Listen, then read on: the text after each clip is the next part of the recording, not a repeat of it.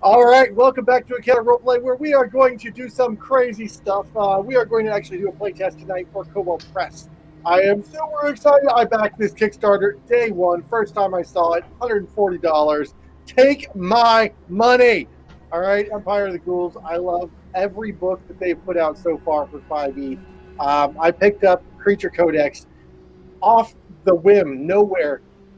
Total Beasts out of nowhere, found it in a gaming store. I'd never heard of this book before. Found out it was a Kickstarter. Immediately went and checked their Kickstarter, backed the next book, and I've been heavily involved with Cobalt Press and every book that they put out since. Just like not heavily involved with their process from a fan and just fan flag waving and all of that fun stuff from the background and doing as much as I can from this end to try and make sure everything is fun. I actually contributed a creature to one of them. That was a lot of fun to write up. The Tverhuyar was in one of them. Anyways, tonight we are going to run an adventure that is going to be featured in the new Empire of the Ghouls. This is going to be, I don't want to give away too much of what the adventure is, other than to say that we're going to be in graveyards. There's some crazy new monsters. The monsters are going to be primarily from Cobalt Press books, so I will be referencing them straight out of the books because I love them. Now, right off the bat, let's go around and do a quick introduction of who we are in our character voice, and we can talk about the person behind our character, right? So we'll start up at the top. I'm going to go just real quick. I'm Dungeon Master Corey. I'm going to be the world for you. I'm going to be your world. No, I'm just going to be the world in this tiny little boxed-in universe in which we're going to play this game, and I will be narrating all the fun.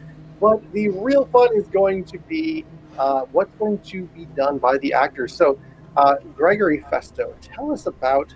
Have your character tell us about Gregory Festo.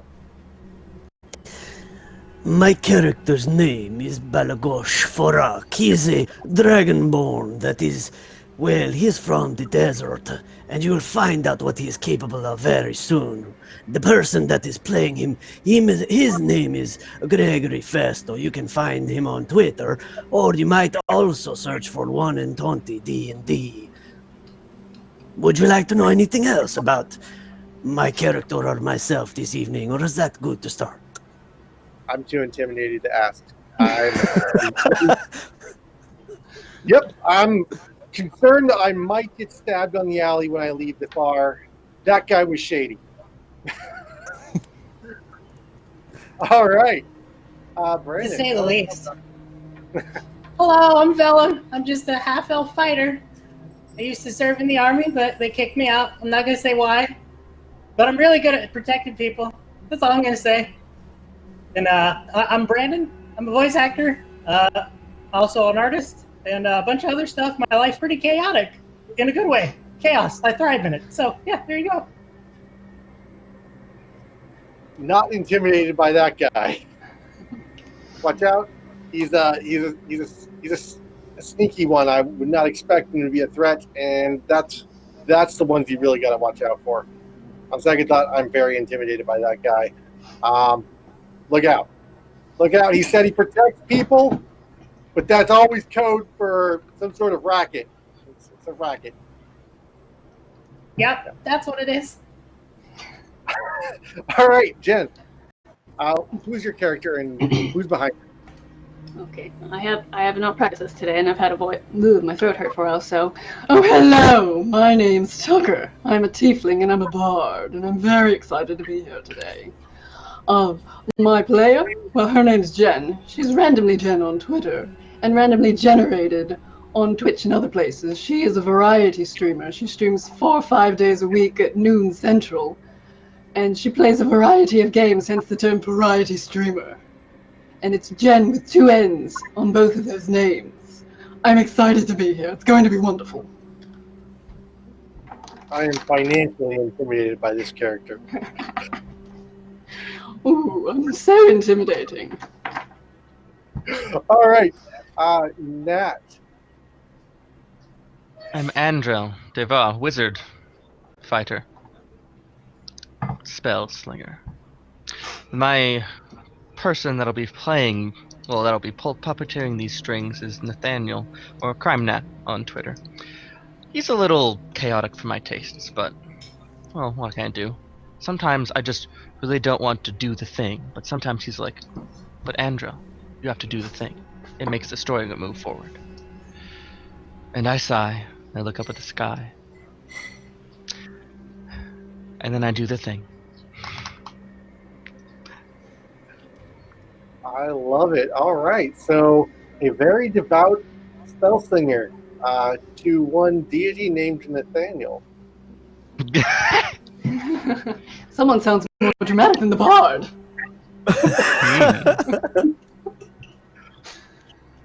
Excellent. And Robert? I'm Morthos Zephyr. I'm a tiefling, Levistus tiefling specifically, and a cleric of Valcour, a pirate, one who, likes to get in a little bit of scraps. My player, well, that's Robert Allen, Voices of Robert on Twitter, Viper718 on Twitch, and is a little bit off his rocker. Well, that's about it.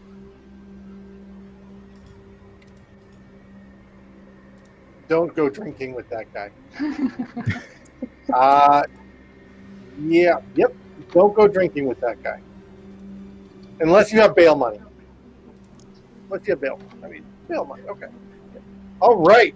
So we are going to have a bit of an adventure here. The setup here is that you are about... the scene is night.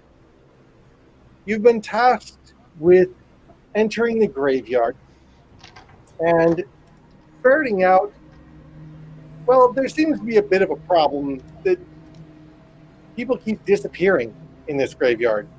And, well, when people go disappearing in the graveyard, they keep running to conclusions like there's some sort of undead around, and then, well, the people who run the graveyard, they start looking terrible.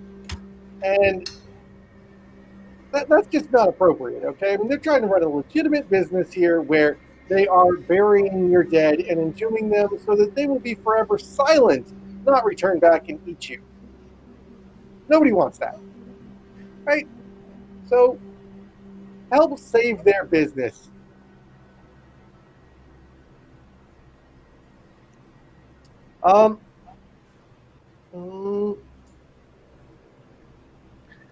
However, upon entering the graveyard this night,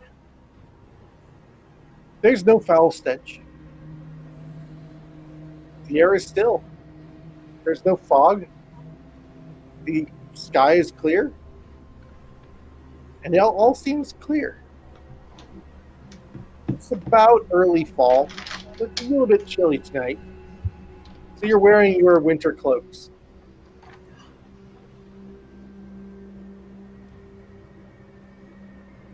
You patrol up, down each lane, meandering through the different pathways, wondering on your own mortality. And if in fact, one day that'll be your headstone as they move out the old corpses and bring in the new ones. Where will your plot be?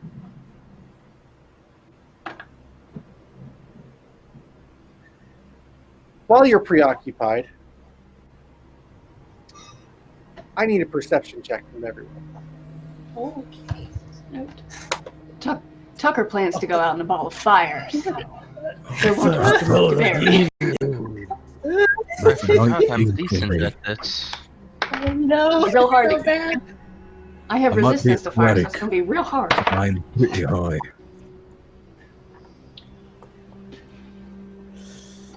Balagash rolled a 13 perception, but he has an 18 passive perception, if that makes a difference. And then I rolled a 19. I got a dirty 10. 20. Ooh. You got a 6? Go, Jen. Dirty 20. 10. I got that sweet half bonus to everything that I'm not proficient in. Right. Half proficiency. A bard. Enchanting. Yeah. So, flying in from the northwest,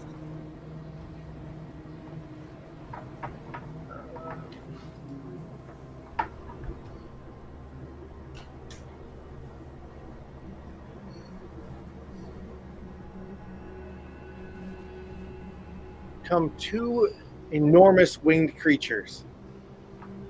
At first, you think it's just a hunting owl, until you realize you can hear the beating of their wings, and then glance over your shoulder once more and realize they're a lot closer than you initially thought they were. As they swoop in, you realize that maybe you're the mice that they're looking for. They do Oh my not gosh! ambush you, Oh no. but they come barreling straight on into initiative. We are Okay. going to start at top of the round. So who wants to, let's everybody roll initiative right off the bat here, and then we'll figure out what happens to you. Woo! I got a high number.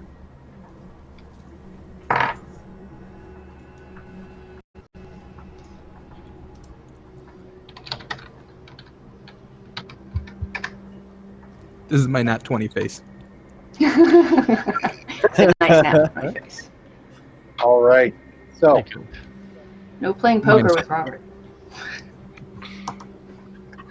Or do, if making money is your kind of thing. all right. So, Gregory, character name. Balagosh. Roll. 6 plus 4 for 10. 10. All right. Brandon, character name and roll. Vellum, like the paper, Nice. and my roll is 16. All right. Jen? Tucker Dave, DAMH, because I'm difficult, and 22. All right. And Nat? 27 for Andrel. I took alert. Apparently. Figured. Robert? Morthos. Natural 20, -1, 19. Took his time to contemplate, did he?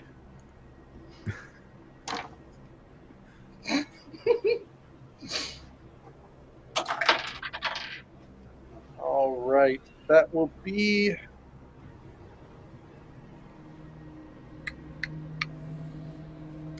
I don't want to move it. It's so beautiful. I'm surprised I did as well as I did. I was fine. I found my great grandmother's headstone over here. All right. Ooh, That what was will the be name? Andrel right off the top of the round.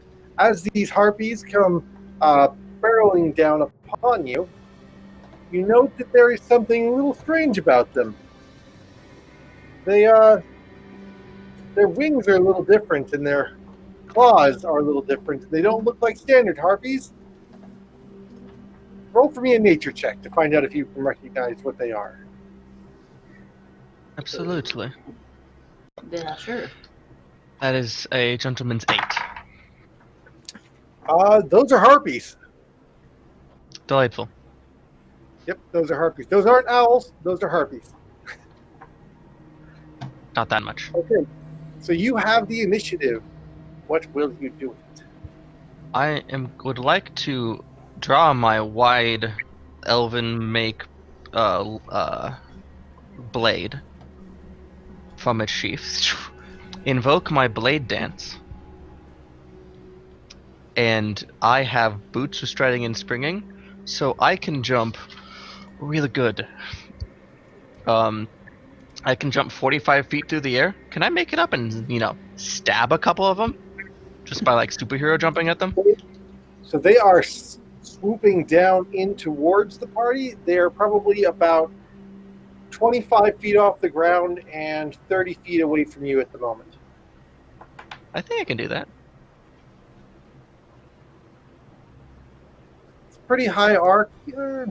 Roll an athletics Yeah, check and we'll see if you can do it. All right. That is a 16.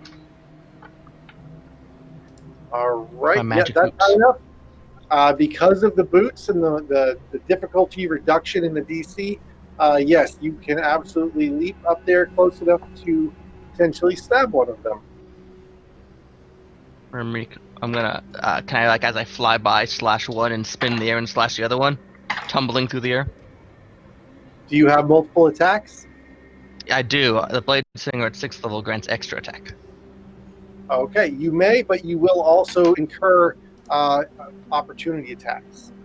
I As you go actually through was thinking that would happen. Hurt me.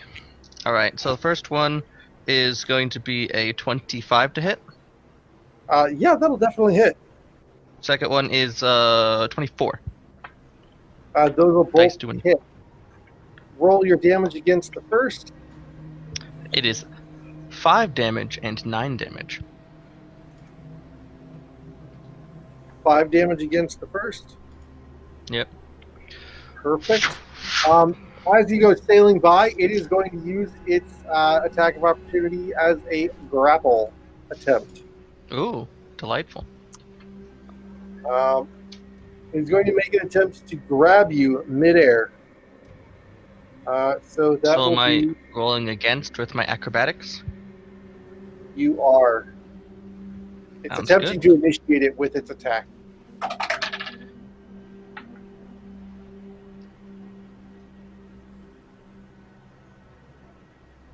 Get advantage on acrobatics when you're blade singing? I forget. Oh, I get something. I'm I pretty do. Sure you get advantage. Okay. Ooh, that's convenient. I literally First was one's looking bad. at blade singer today. Well, that is I mean, only that is only a 12 to grab you. Yeah, my acrobatics is higher than that. As I twist in the air. All right. And the other one? You deal 9 damage to the second one, who is going to attempt to just attack you with its talons. Hurt me. Which is +6 to attack. 21 to hit. I will. Fuck it. I'll invoke shield and up my AC to 25 for the attack. Okay. Mark down that you have cast shield. Indeed. All right. And that will bring us to, as you land 20 feet behind them. I slide. You land in reverse superhero pose. Your blade drags through the dust, and a cloud of gravel goes flying up. And you may have knocked over a tombstone or two. Yeah. Sure they'll. Obviously, Andro can die. I've now fulfilled my fantasy for this character. That was the entire thing right there. I don't care anymore. Nice. Well, in that case, 7 more Harpies show up. the Tucker. Dear. Yes. Tucker's gonna scream, "Oh damn!" and cast an Eldritch Blast at them. Because I took that as one of my 2. So, Okay. ranged spell attack. Oops, that +8. 22? Yeah, that'll definitely hit. Okay. And it's because I have 5th level, I get 3 beams, I think. I'm reading right? 5th level is 2 beams. Oh, that's at 11th level. Sorry. They put the comma in a different place. So cool. So that's a 2d10 of force damage? But you have to roll 2 attacks. Oh, yeah. So that first one does 4. And then I'll roll the second attack. Put my dice up right. That's only gonna be 11. That's not gonna hit. No, an 11 will not. Okay. And they're still in the air, right? They are still in the air, about 25 feet off the ground. I'm not gonna move then. Come at me, Rose. They're going to. They look somewhat hungry. You know, you've seen some harpies attack before and some devastating effect. Well, you know, these ones are looking pretty hungry. So what is Morthos going to do about that? Well, looking at these things, I'm gonna step forward towards them, about 30 feet. Trying to get under them. Pull out my warhammer. Point it towards them in the sky. Grab my holy symbol. And cast Toll the Dead. On the one that got hit first. So the one that took the 5 damage or whatever from Nat's character that I can't remember the name of. They've both taken 9 damage at this point. Well, yeah. So the first one that he attacked, that's the one I'm Okay. attacking. It's a DC 16 whiz save. Oh, wisdom. Owls. I mean, I'm sure they're good at that, right? But they're harpies. Well, so that was a natural 20. Oh! Well, I'm gonna put Which D12 is away. only a 22, but it's gonna succeed. It's fine. That owl harpy was wise enough to resist that. Should have cast something else. All right, just look at that blade singer and go. Do it again. I end my turn. I fully intend to.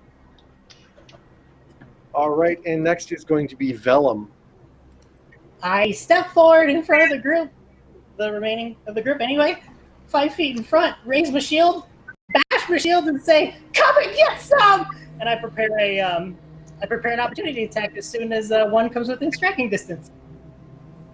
Okay, you will hold your reaction to use an attack. Perfect. All right, and then will be Harpy. Owl Harpy number 1's first attack as it comes swooping down.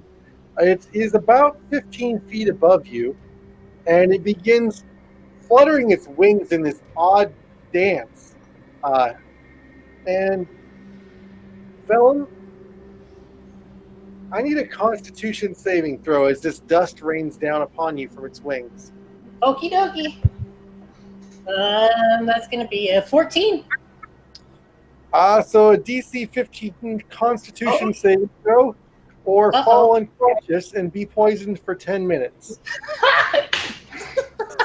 Oh, God. Ah, Well then. Okay. That is its hovering darkness ability. The other one is going to come fluttering down. Let's see. The other is going to come in and try to pick you up. You being unconscious, it will succeed on its grapple check, but it will be out in front of the group and nobody else in between. yeah. So it's just going to swoop off with you in its grasp. Strategy.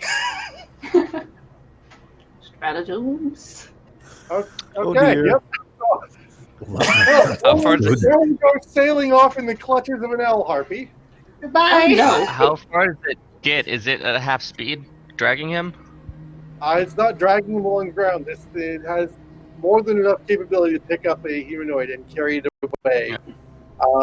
But it is moving at a slower pace than it normally would move. Oh no. It makes it, I would say, its full movement range is probably about 80 feet away from beyond where the party is at. All right. And That is going to be the Harpy turns, followed by Belagosh. Vellum, no! How close are these creatures now? Have they turned tail, both of them, or is one still but nearby? Well, the first one is just sort of hovering over where the one first made off, where the second one made off with Vellum. So about 25, feet off the ground. And the second one is how far away from me? About 80 feet from where the party is. Horizontally. Is 30 there a feet up. It might not do much, but is there a possibility I could get them in line together? The two of these creatures.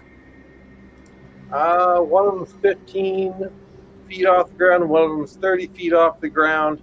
You'd have to run out about 80 feet in the opposite direction in which Vellum has been taken.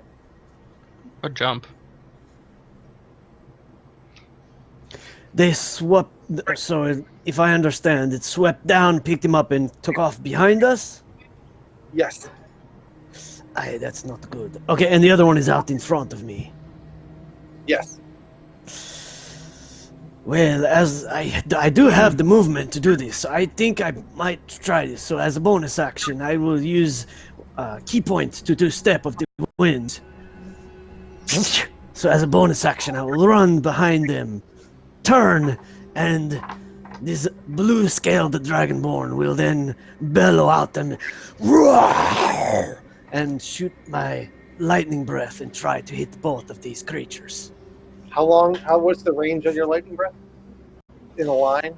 I'm afraid it's not long enough, but I've tried it anyway. We're 80 feet apart. I was trying to.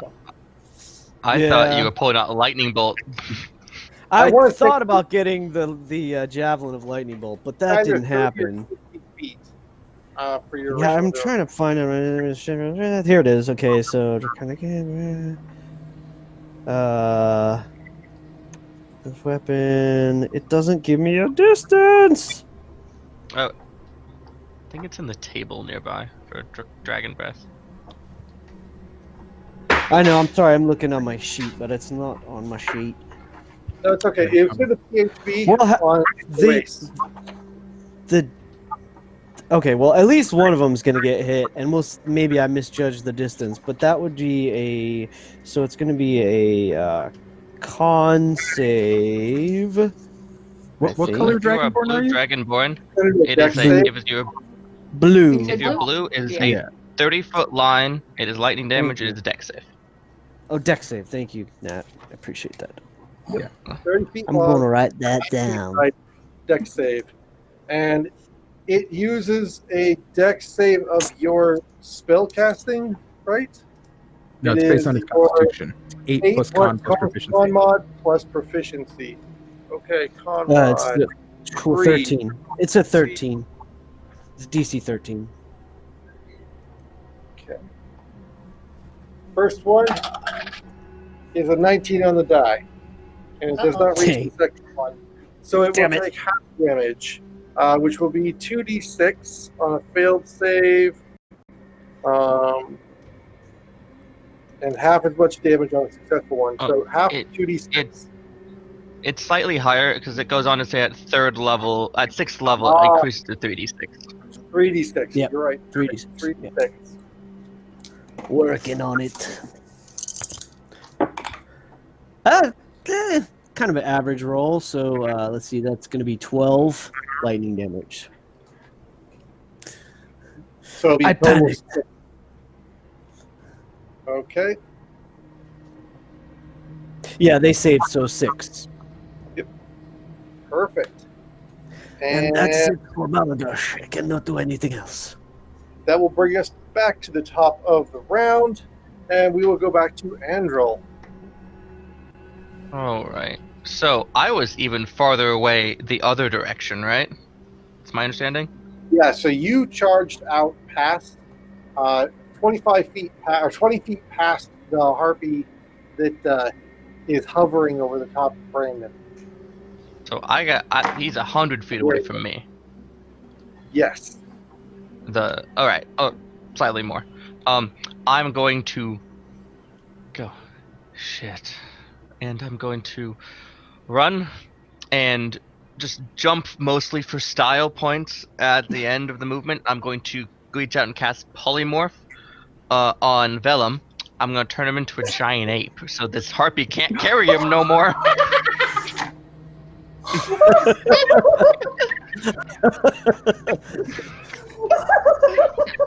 It's a great solution.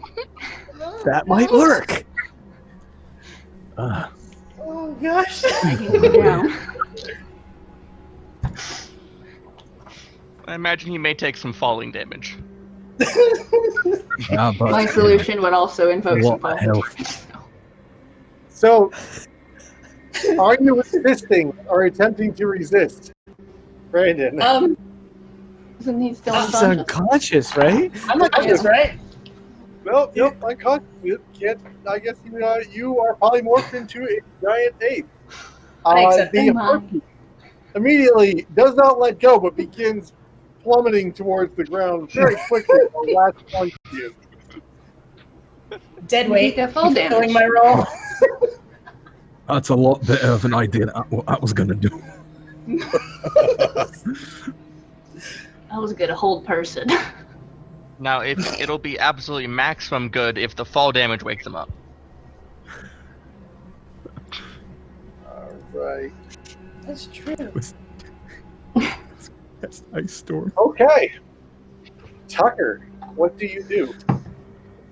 Okay, so this harpy is falling now with our now ape friend. It will be a 4 Uh, of falling damage. Let's just roll that real quick. That'll be 4d6. Since it's all falling full It's got force, a lot does of it go HP. less?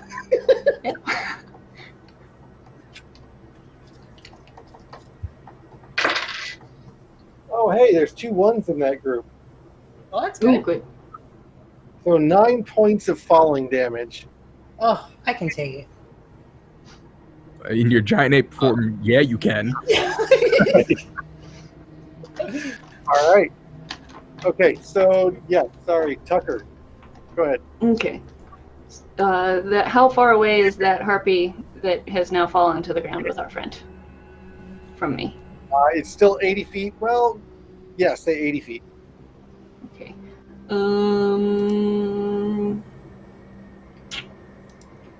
These are not as far a range. I don't really want to do Eldritch Blast again, but that's a 120-foot range, so I can actually hit that. I could move forward. I should probably move forward. Moving forward's a good idea. I'm going to get closer to all of them. And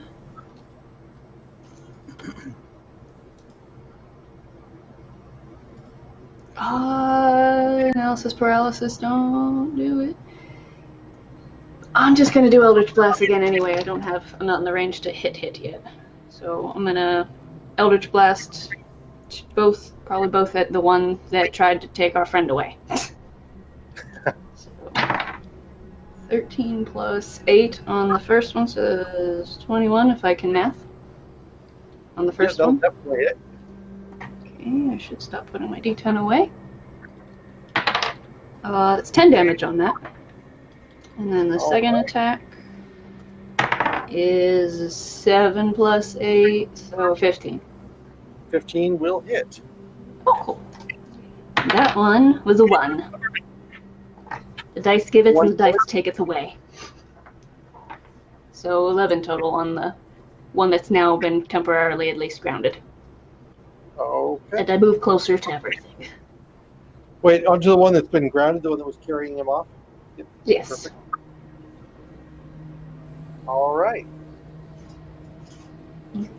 I've got to get my voice back. You can't take my friend! Next will be Morthos. All right. Well, the world. How far am I away from my new giant ape friend? 80 feet. Oh, that's fine. I'm gonna run 30 feet towards him and then cast Ray of Frost as my hand just glows in ice and then well, that's a 10 to hit. I don't think it does. Negative. I mean, in the darkness, and you've only got the moonlight to go by. You know, maybe you're advancing years. Your eyes aren't so great. Definitely, you missed. But it looked so cool. You And then both my- might Definitely looked cool. freezes a tree and maybe creates a very very sad little ghost over there. Oh, there we go. And then with my bonus action, I summon a mighty hammer. Looks just like Mjolnir as I cast spiritual weapon. Right on that creature that's trying to take away my friend. I'm sorry. Are they both cantrips? Ray of Frost is cantrip. Spiritual weapon is a second level spell, which I can do because you can cast one cantrip and one second level. Or one leveled spell. So the rule on bonus action spellcasting is that if you cast a bonus action spell, the only other spells you can cast on that turn are cantrips with the cast time of one action. Yeah. So it's not quite no two spells. It's like you can have a leveled bonus action and then a cantrip. Yeah. Which is what I did. Okay, so it's a level bonus spell. Okay. That's Yeah. the stability. All right. Yes, that's So really, well, it's kind of weirdly particular. Yeah. a fist erupts from the frozen earth where your ray of frost struck, and floating out of it towards you is a like sort of Mjolnir similar hammer that I'm sure Thor is not going to come kick your butt for. Yep. And that's an 11 to hit with my spiritual weapon. If you were trying to hit the air next to the owl harpy, you did a really great job. However, there will be no damage dealt as air has no hit points. Okay. All right. Next will be Vellum. Am I awake from the fall? Yes, you do awaken as you suddenly impact the ground as you take damage. However, you are sickened, and you land amid a pile of bones and offal. The sense of these are the half-eaten remains of people out in these woods. Oh. Uh-oh. None of them are. Oh wait, yes, they are. As you pull your hand out of what used to be somebody. Oh. So I look up at the closest harpy to me, and I just I'll swing at him. On the bright side, there are no apes in this pile, so maybe they don't eat apes. And because I'm playing at disadvantage, so it's not going to be great. Let me just do some quick math. 14 to hit? 14 will hit. Oh, sweet. Ooh. Okay, Here comes high damage. so here's 3d10 plus 6 bludgeoning on the first one. Oh my.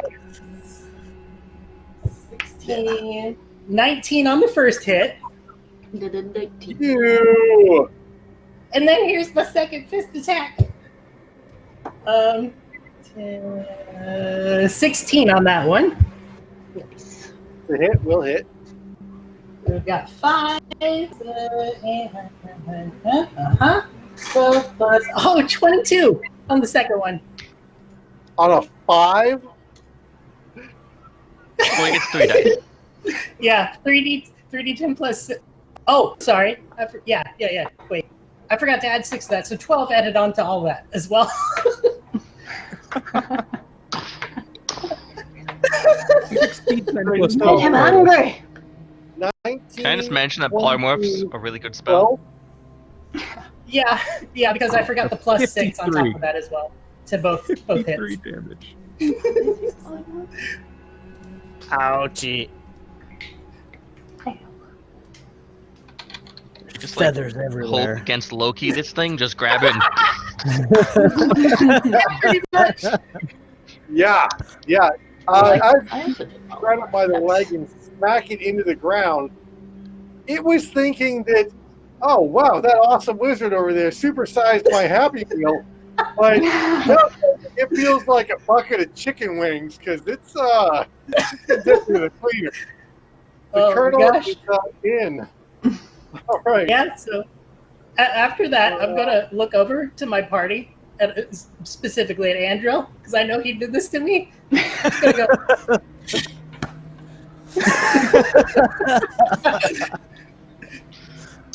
Awesome. that's All my turn. right. The first Harpy is very disconcerted by the recent turn of events. Pretty happy overall, but is going to begin singing a luring song. Oh, damn it. I don't like that. Nope. Hey, that's my job.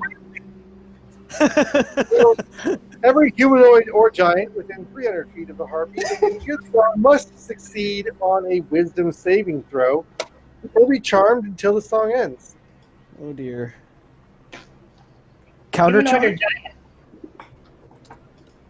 giant? No, this is an auditory magical ability. You can't counterspell it. Can't be charged. Oh no. I thought you asked 12 my for charm Balagash. guard ability. I'd say 29.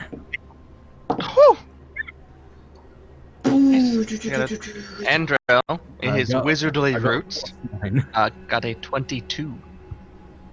Mm-hmm. 14. 14? I knew we'd have some friends. Wisdom is not my strong suit. What about Belagosh? 12. Oh, I Oh, think. Excellent. Welcome to the party. Yeah. I rolled a 9. Not good. Not good. I rolled a 12. So, while charmed by the Harpy, a target is incapacitated and ignores the songs of other Harpies. The charmed target that is more than 5 feet away from the Harpy must move at its highest rate, including dashing if necessary, along the most direct route to get within 5 feet of the Harpy. The charmed creature doesn't maneuver to avoid opportunity attacks, but it can repeat the saving throw every time it takes damage from anything other than the Harpy. It also repeats the saving throw before entering damaging terrain, lava or pit, for example. If the most direct route includes a dangerous space, the creature also repeats a saving throw at the end of each of its turns. The successful saving throw ends the effect and the creature on that creature and makes the creature immune to the Harpy song for 24 hours. So, into the meat grinder you go as the Harpy begs you, please come closer. Come closer. I'm so hungry. Don't you want to feed me? And the song is this heartbreaking tale about a hungry hatchling that you must feed and you must bring closer. And so that'll end its turn. And Belagosh, it moves down to about hovering about 10 feet off the ground. Belagosh, it will be your turn. So, and I immediately start running, yeah? If I Yep. understand that right. So I can make it. I don't know how far they are away, but I'll get there. Monk life.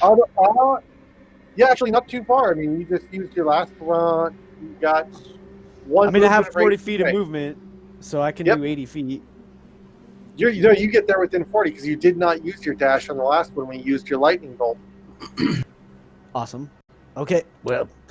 So you see Balagosh is like the kind of snarl in his jaw goes slack, and then there's this sort of like neutral look on his face, and he just runs straight towards it.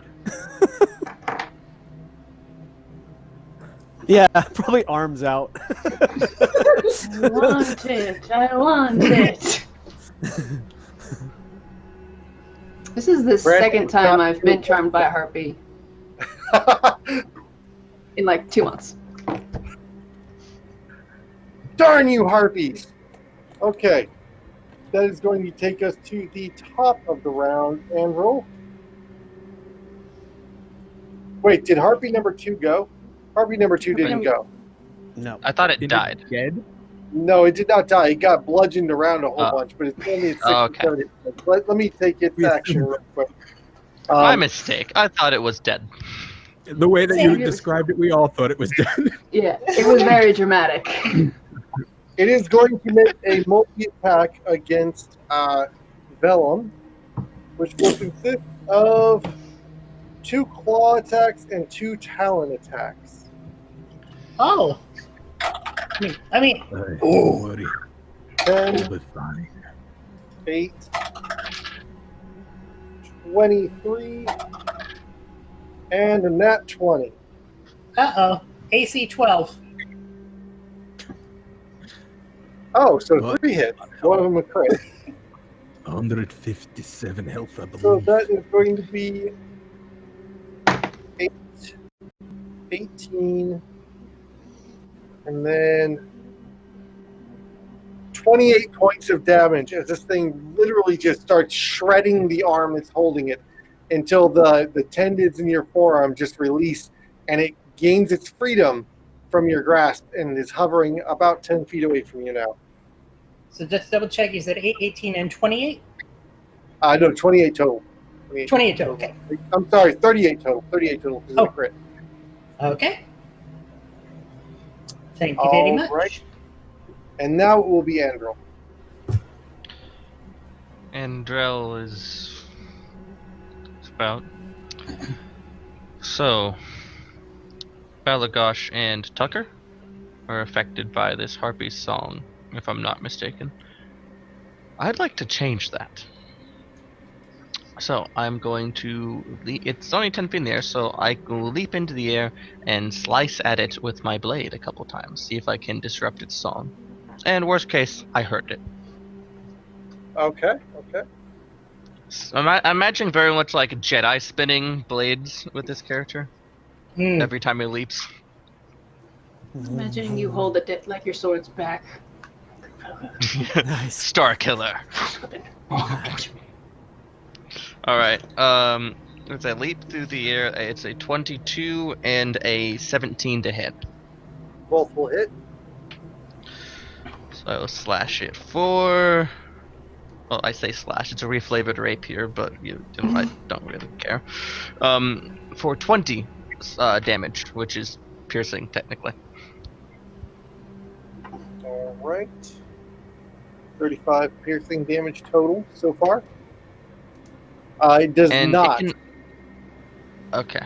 And it can It does OA not- me as I fly by, if it so desires. Yes, you will do so, absolutely. It does not require concentration, though, as your attacks make no effect on it. My audio Yeah, of you guys drops out about every few minutes. Yeah, I keep freezing and everything stops. So that will be a 16 to hit. Which will miss because of my blade dance. I deflect it. Ooh. A little toenail clipping of its claw goes flying off in the distance. Ping! And this time, instead of sliding, I land straight down, sinking my blade into the earth. And look up at it. All Good right. hero stances. Very nice. It's all the Very characters. nice. Next will be Tucker. Okay, so I'm still entranced. You are entranced. You must get closer and feed the baby bird. Okay. Baby bird is My so walking hungry. speed is 30, so if I'm still 80, I don't quite make it with twice. So I'm a bit away from it, but I walk No, towards it because I have no It's choice. the one that was over Vellum is the Hmm. one. So right at the party is the one that's close by. Oh. Alright, then I guess I'm right there. Because I have no choice. I move to the Harpy. Uh, I got numb face, just staring off into the middle distance. Just like Right. just did. So that means you both. Sorry, and I should have said this sooner, Gregory. Both of your characters at the end of your turn can make an attempt to resist it again. So please give me another Constitution saving throw. Constitution or wisdom? Sorry, Wisdom. Okie doke. Good, because I'm better at that. I rolled a natural 20! So 23. I got a 15. 15 meets One it, better beats than it. last time. Oh, good. So both, The power of high school. both of you come to, realizing you're trying to jam your arm into this thing's mouth like it's hungry. And you're not punching it. You realize that it's literally gnawing on your arm. Oh, no. I like to think that Balagash gets close enough to actually smell the thing, and that sort of like snaps him out of it or something.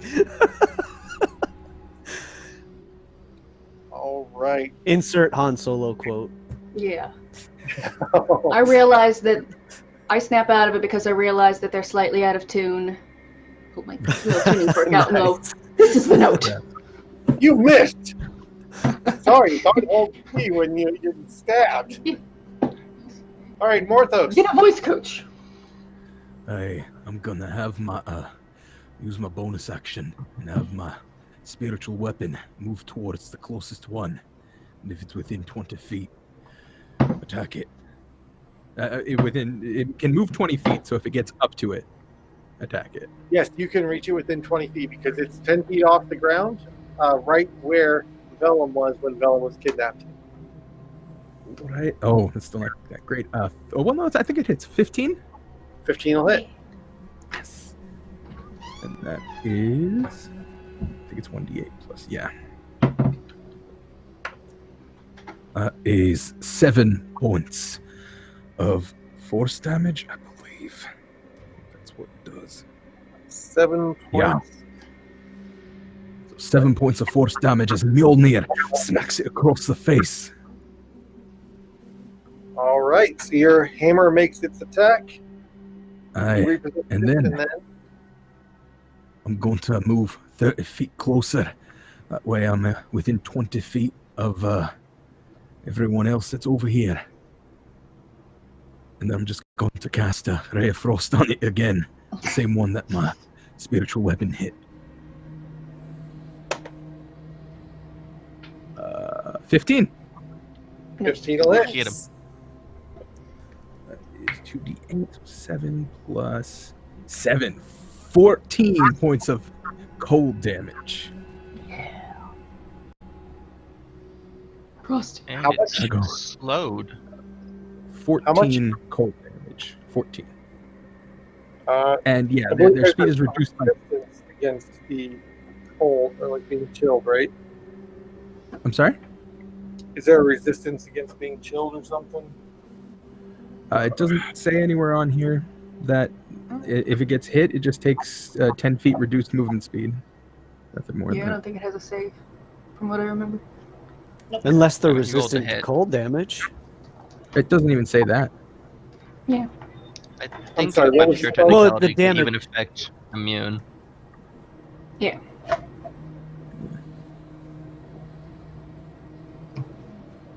Either way,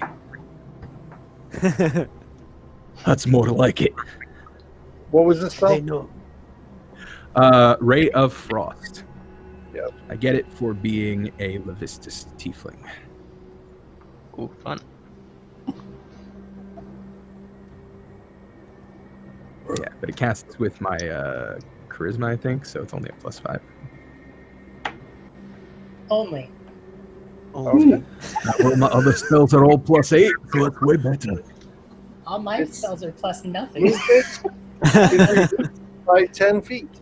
Perfect. Yeah. All right. Noted. And And that is all I can do.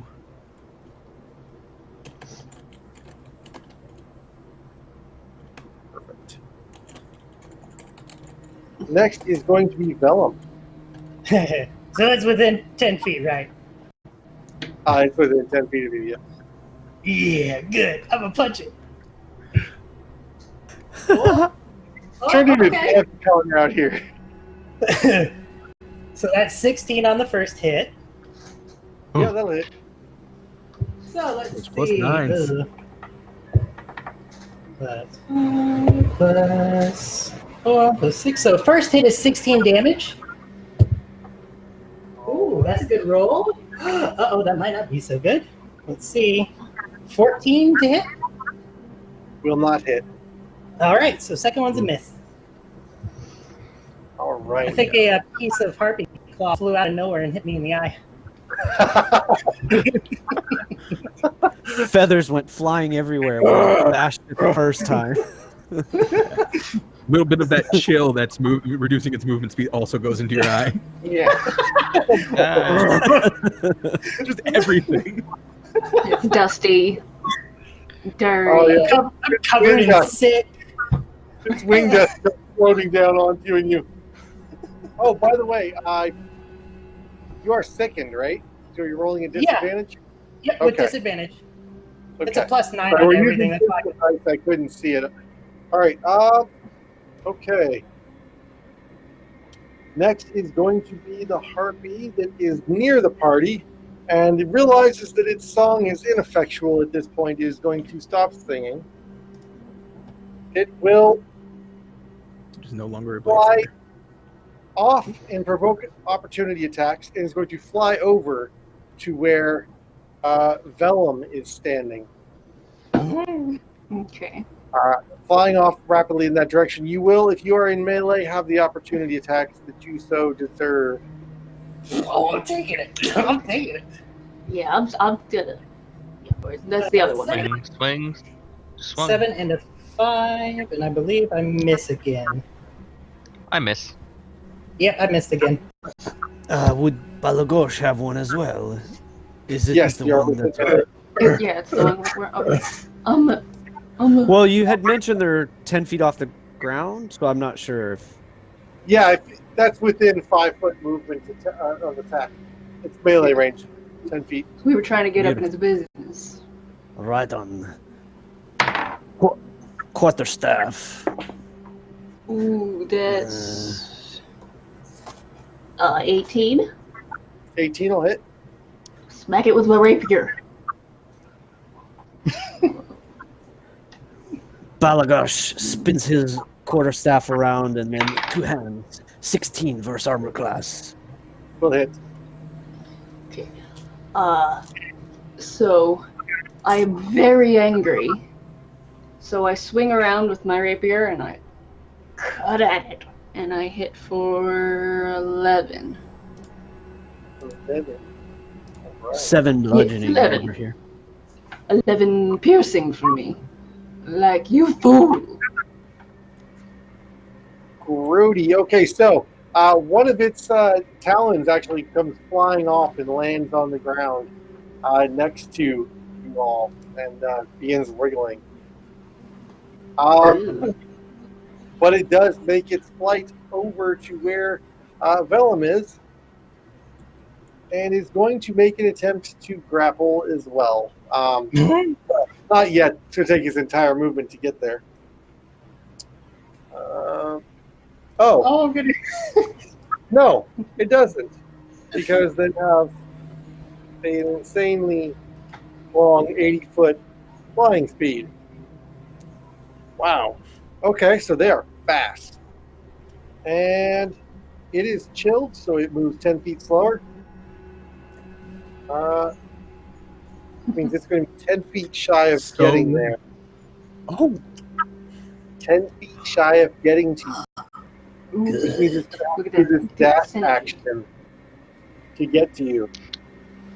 It will not be able to attempt to do anything to you this turn.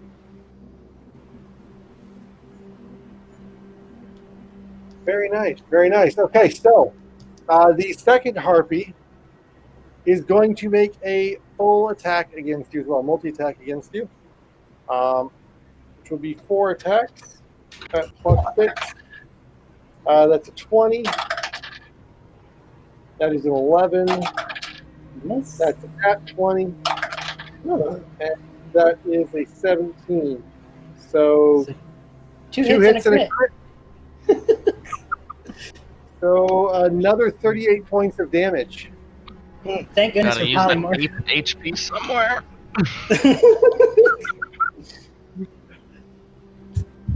All right. And that will be Bella Ghosh. Yes. Well, I will. There's still one right next to me, yes?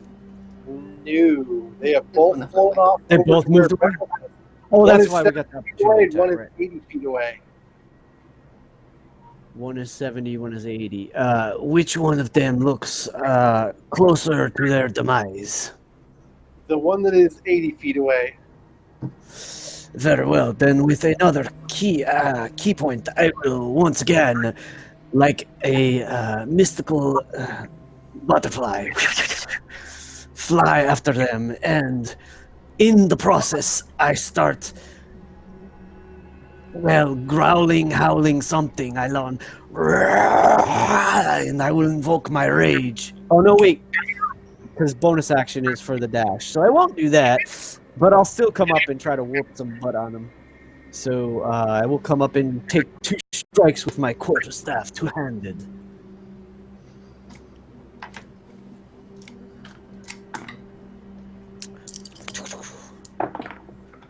Out. Well, that's amazing. I rolled 2 17s on the dice.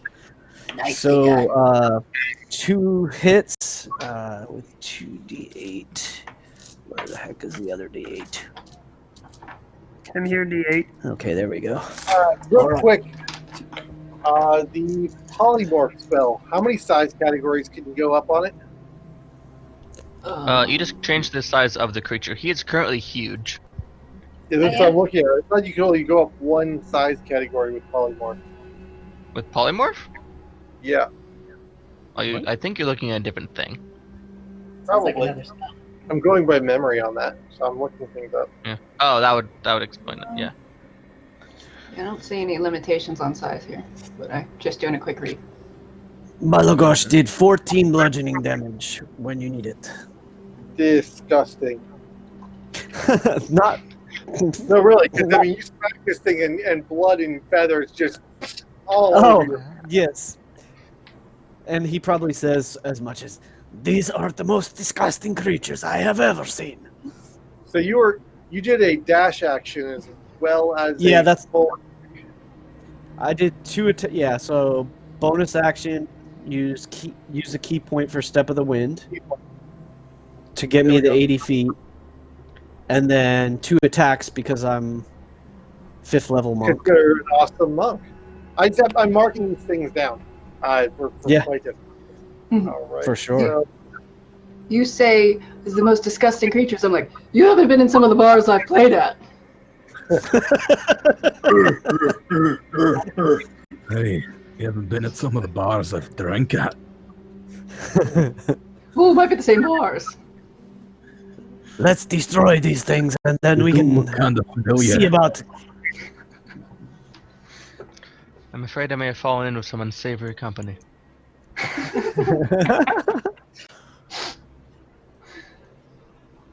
I mean, I'm just a pirate. That doesn't make me a bad person. I'm a performer. I'll perform where I need to be. I spend most of the time by myself, so I just don't mix well with others, I guess. I'm wonder afraid I not- may have said something insulting, as you all seem to have felt the need to defend yourselves. I'm sorry. I agree with what they said.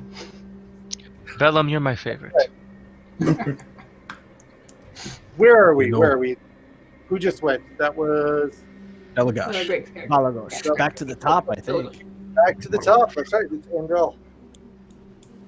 Alright, so they're both still living, correct? They are both still alive. Yeah. Alright, I'm going to run forward 40 feet, because that's my movement speed. And as I'm doing that, I'm going to start twirling my open blade back, and I spin and cartwheel a little bit. And as I do that, I'm going to invoke fireball as my blade begins to fill with fire and tumble, and then I swing in a wide arc as the fireball comes off stylistically as a large sheet of flame that flies out at them. Just above the ape's head. So it doesn't hit the ape, it hits the things just next to it. Fancy. Yeah. Okay. DM, are they medium sized or large? I don't think I ever heard that. They are medium, Oh, okay. Okay. Thank you. which is why they can't carry a huge. Yeah. I was also wondering about their size, because at the beginning you're like, they're bigger than you thought. I'm like, but did that mean they were large? I didn't know. Anyway, Yeah, they you have to thought make dex owls saves. They aren't ravens or Yeah, small I- I- owls. They're big. With Fireball, are you saying both of them need to make dex saves? Yes. It's a big area. It's fireball. Okay. Yeah. Oh, yeah, I'm with you. All right. That will be an 18 for the first one That one was safe. and a 10 for the second one, which will not. That one, as you may have guessed, will not. We'll take 27 points of fire damage. Well, On average. on average. Ooh. I think I'm about to lose my eyebrows. 31 to one of them, 15 to the other. Well, understandably, stylistically, I can't change the mechanics of your spell. Oh, so most likely they're flying above him. So I should theoretically be able to put the arc of it just above his head and get them both, because they're only 10 feet apart. Okay, so you're actually going to be detonating this above the harpies. for Yeah, mechanics. technically. We gotta But think I'd have in flavored the verticality. hell out of it. Yeah. Yeah, I can see how you make this work. Your mechanically, your stylistic explanation. It's is- cooler than saying I Oh, blow right. it up 20 feet above the head of the monkey.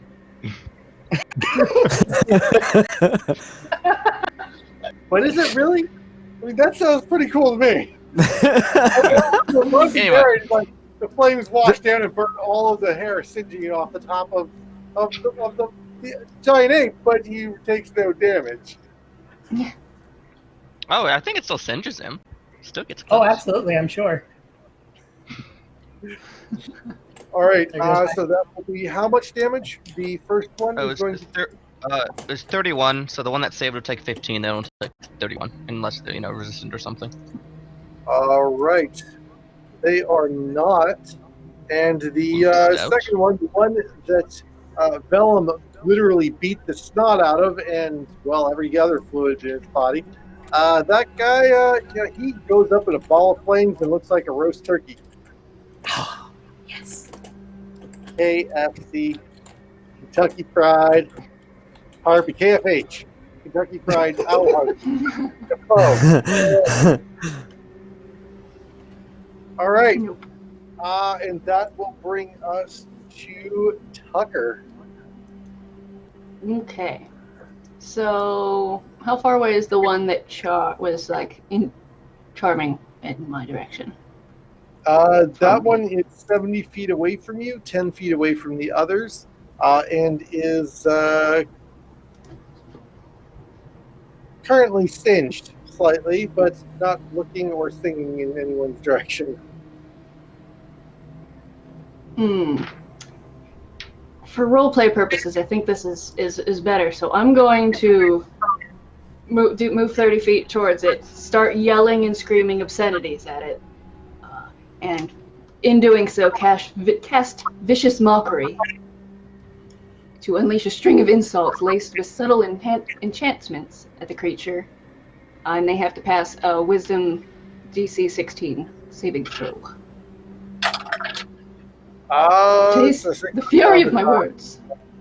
It's going to be an 18. Yeah. 18.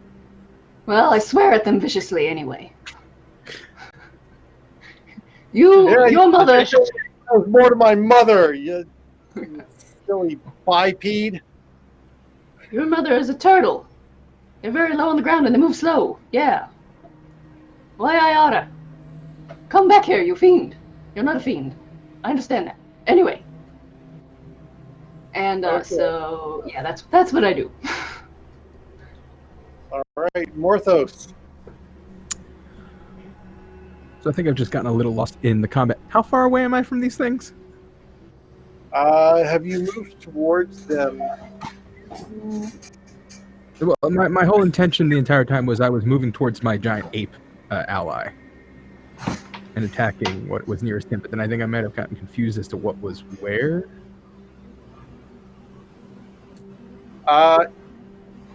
What is your movement speed? 30 feet. 30 feet. I do not recall you saying you have moved your character since the last time they moved, which last I've turn... been moving every round. Yeah, so it literally just flew in the last round away from you, so you would be able to move now 30 feet towards it, or a dash towards 60. But how far would it be away from me is what I'm asking right now. 10 feet after a dash. It's 70 feet away from you currently. It's 70 feet away from me. Okay, so but I can still... Okay, so I'll move... I will move 30 feet towards it. And I don't even care about my spiritual weapon. It doesn't even matter. But I'll use my bonus action to move it 20 feet towards it. And then I'll... You know what? Let's have fun. I'll cast Toll the Dead on the same one I've been attacking. So, DC 16 is 6. I love that spell. That's one of my favorite cantrips. 14 on the die. Wisdom is a +2. That is a 16. That's my DC. That needs it. Yeah, roll those 12s. So, they win. Just Curses. Yeah, so the roll beats the DC. Yeah, I mean, typically, just some people ruled it. They always only checking, making sure. I've used all of my actions again, doing nothing. You got Just look up closer. into the sky. You've made some beautiful bells chime, though. It was very nice. Especially like the bong bong part. Oh, right. I'm being sincere. Morphos, tell me, for whom does the bell toll? Apparently, no one. Not. Before it tells for me. Ooh.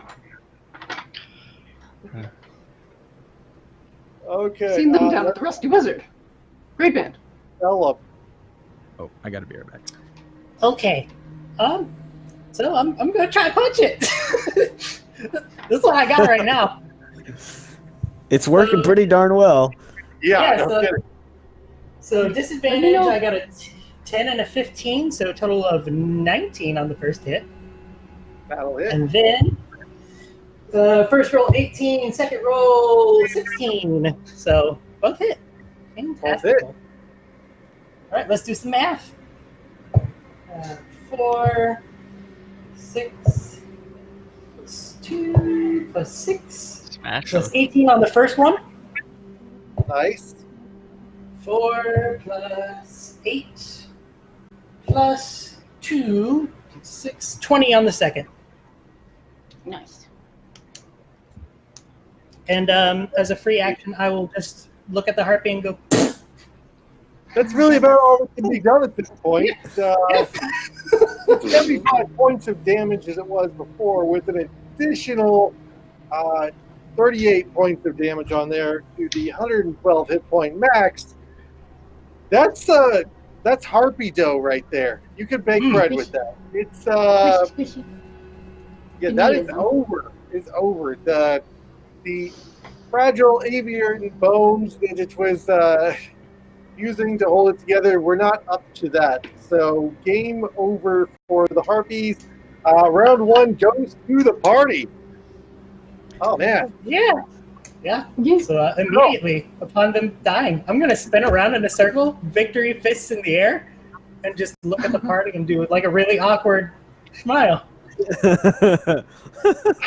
Probably got an underbite. Okay. So first Let- encounter of the of this scenario in which we undergo a kidnapping. The question becomes: do we think this is a fair and balanced encounter? I will remind you that that was 2 CR5s. You are 5 CR9s. We're That 5 seems level decent. 9. Well, level 9. Oh, it's 5 of us, yeah. It Yeah, would have I been mean, entirely different if we didn't have a very creative solution from Crime Yeah. Nat. Yes. This Yes. Testing of lethality- scenario, well, because of their high movement speed and their abilities and such, Mhm. this is a very advantageous scenario for the Harpies. So it's kind of Yeah. funny because on the one hand, it's like challenge level, it's not balanced. It's in our favor by a lot. But if they just get lucky on a few rolls, it can feel really imbalanced the other way. So I'm not sure if that's what they want, but if it is, it worked. The Wait, mechanics was I their would- nest real close to us? Like, did they drop him? and isolation of one party member and how lethal it was. How much damage was that done to you, Brandon? 76 total out of 127 for the ape. If I was still in my humanoid form, I would pretty much almost be maxed out. Yeah, but you would have had a higher than 12 AC, so they might not Yeah. have hit you as much. So Yeah. The fall damage wouldn't have hurt me too much Yeah. in the beginning. was there like did they drop him initially in their nest? Was their nest not that far away from us? Because you said came out was with only bones and 100 feet away. On okay, a so their tower. nest was fairly close, so they wouldn't have like taken No, they wouldn't too have far. absconded. You would have been able to find them very quickly. It was only a DC 12 survival to track them back to their tower. It was a DC 16 to climb the tower should you need to. I'm not sure, just like the make a DC 15 check or get wished away unconscious, you can't do anything, is going to make people feel very good. Like I'm thinking about the person who got. Yeah, it takes a lot of player I agency also- out of that. I did mess up on my half on there, though. I realized after the fact that I have Indomitable, so I could have remade that check again. But whatever. It was more fun anyway. Oh, you're a fighter. I Yeah. was really, Uh, I was talking about really the concerned at the darkness? beginning. the hovering I mean- darkness ability. I thought it was great. I mean, little did you guys know, it was part of my plan anyway. I wanted to get captured and to take me to their nest. We were going to find it, and we were going to take it down from there. I was going to, I was sneaking in like a spy, but like That's why bait you- spy. That's why you hit your shield and taunted them. Yeah. That's my favorite thing to do as a cleric. I love the doing that as a morning cleric.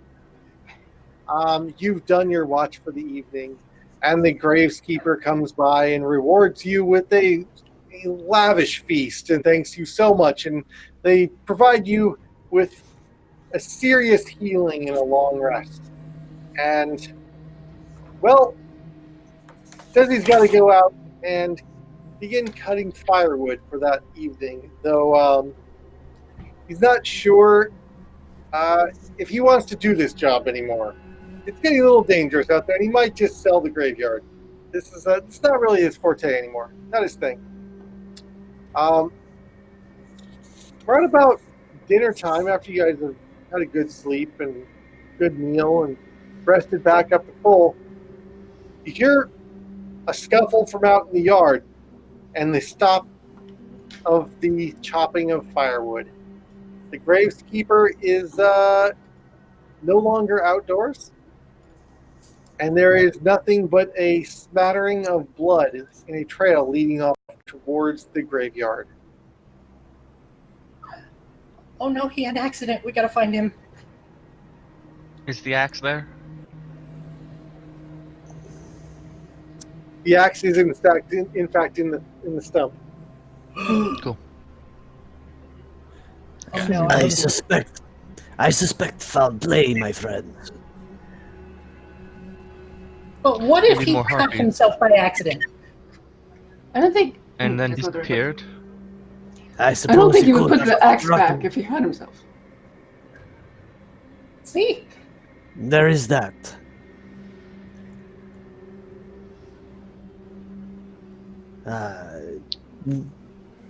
We should look around and see if we can find his trail, and this blood should be very easy to follow, I think.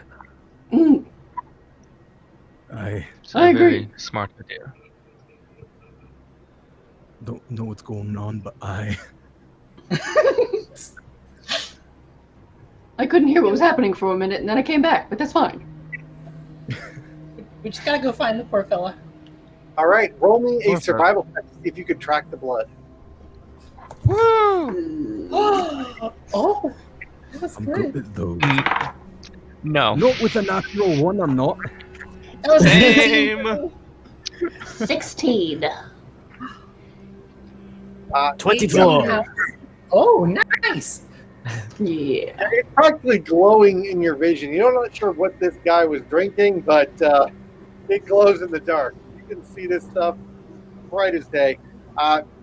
Though it's clear that the blood droplets are very far apart as they are very rapidly receding.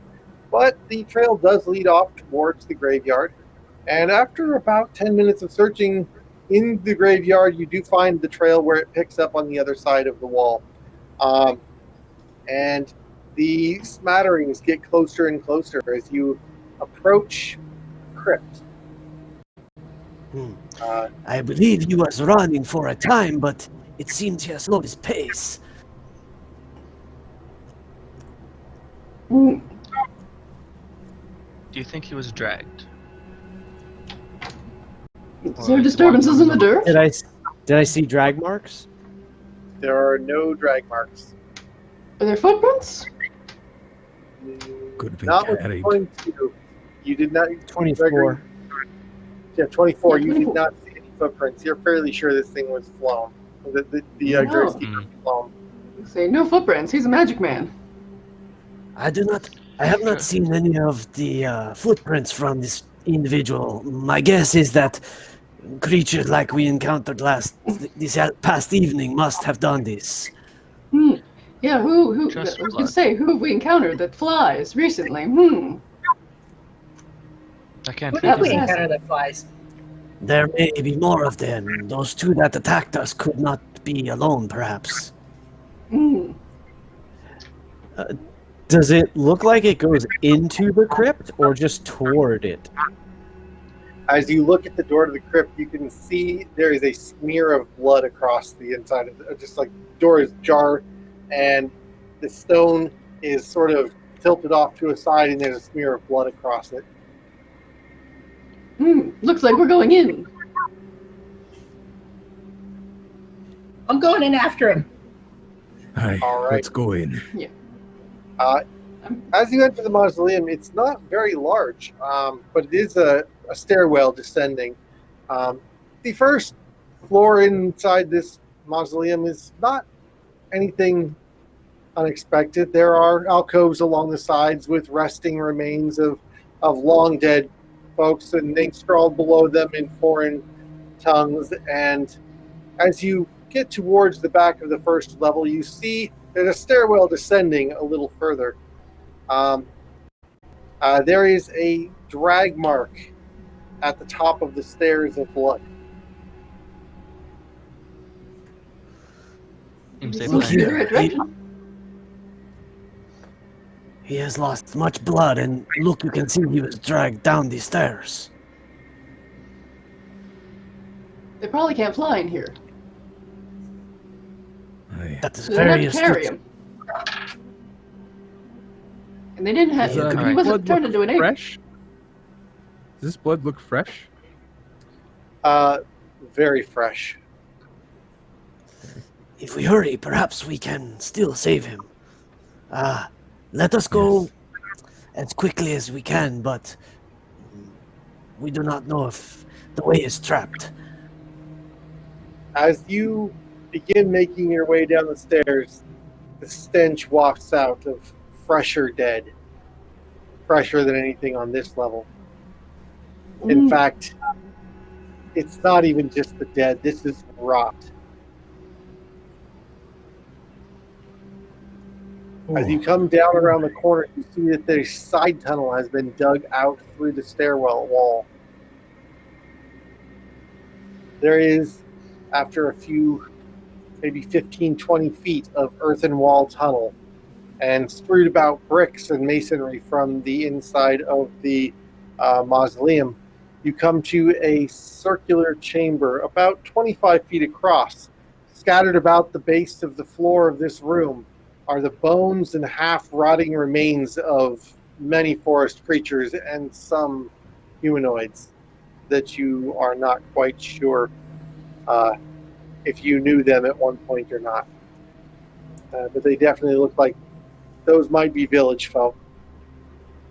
In the back, in the center of the chamber, there is,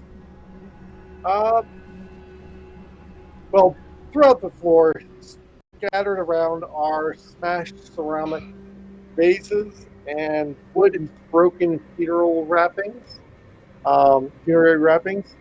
and a host of gray feathers.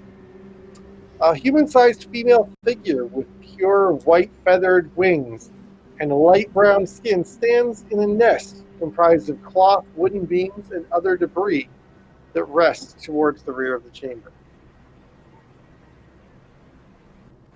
I need a stealth check from all of you. Does she look sort of albino? Silver feathers. Or just white feathers? Well, she's white got feathers. tan, or light brown skin. So. Oh, that's right. Yeah, that's right. Hey, even with the disadvantage I get for heavy armor, that's a total of 0. Because that was 2 natural ones. Oh my! Oh dear. I got a 10. Pretty sure I'm really. I got a 15. No. 6. Balagosh 17. also. Well, 15 for It doesn't Balagosh. matter. There's the big tin can clanking its way down. Clink, clank, clink, clank. Mhm. So, Didn't and come think about it. face first into the room. chainmail. It's like chink, chink, chink, and then we look back at him, and he looks at us and goes, "Shh." You all need to be quiet. Why are you So- making so much noise? He's standing there like Andrel, So Andrel is sneaking along with a 31 stealth, just looking at Morphos like, Oh God. this. The horror. I also I have a bagpipe on my back, so I probably let out a little occasionally. The problem But I have a is that 17. if I was thinking ahead, because I'm not familiar with this character, I could do pass without a trace for us. So if we need to be sneaky again, let me know. Remind me. Might have helped, just a little. Yeah, Yeah. I would have had a nice 10. that's what happens when you jump in with a level 9 character. On the bright side, Kaya was kind of hungry anyways, and Meals on Wheels has showed up just in time with just a hot, fresh meal that, Kaya, the vampiric owl harpy, is going to just straight out attack the party. Oh, Oh no. Who'd have thunk it? She's got this like Surprise. placid face. We turn the corner and then it's just that. Yep, wings out, charging across the room, and we are going gotta to make dive use out of our into can it. opener. You mean I can't use my persuasion? Oh My great. Yeah. persuasion and persuasion? Oh no. Uh, Who'd have It's thunk almost it? like playtesting the combat. I talk to her You mean- in the dulcet tones of my voice. Balance testing. All right. so-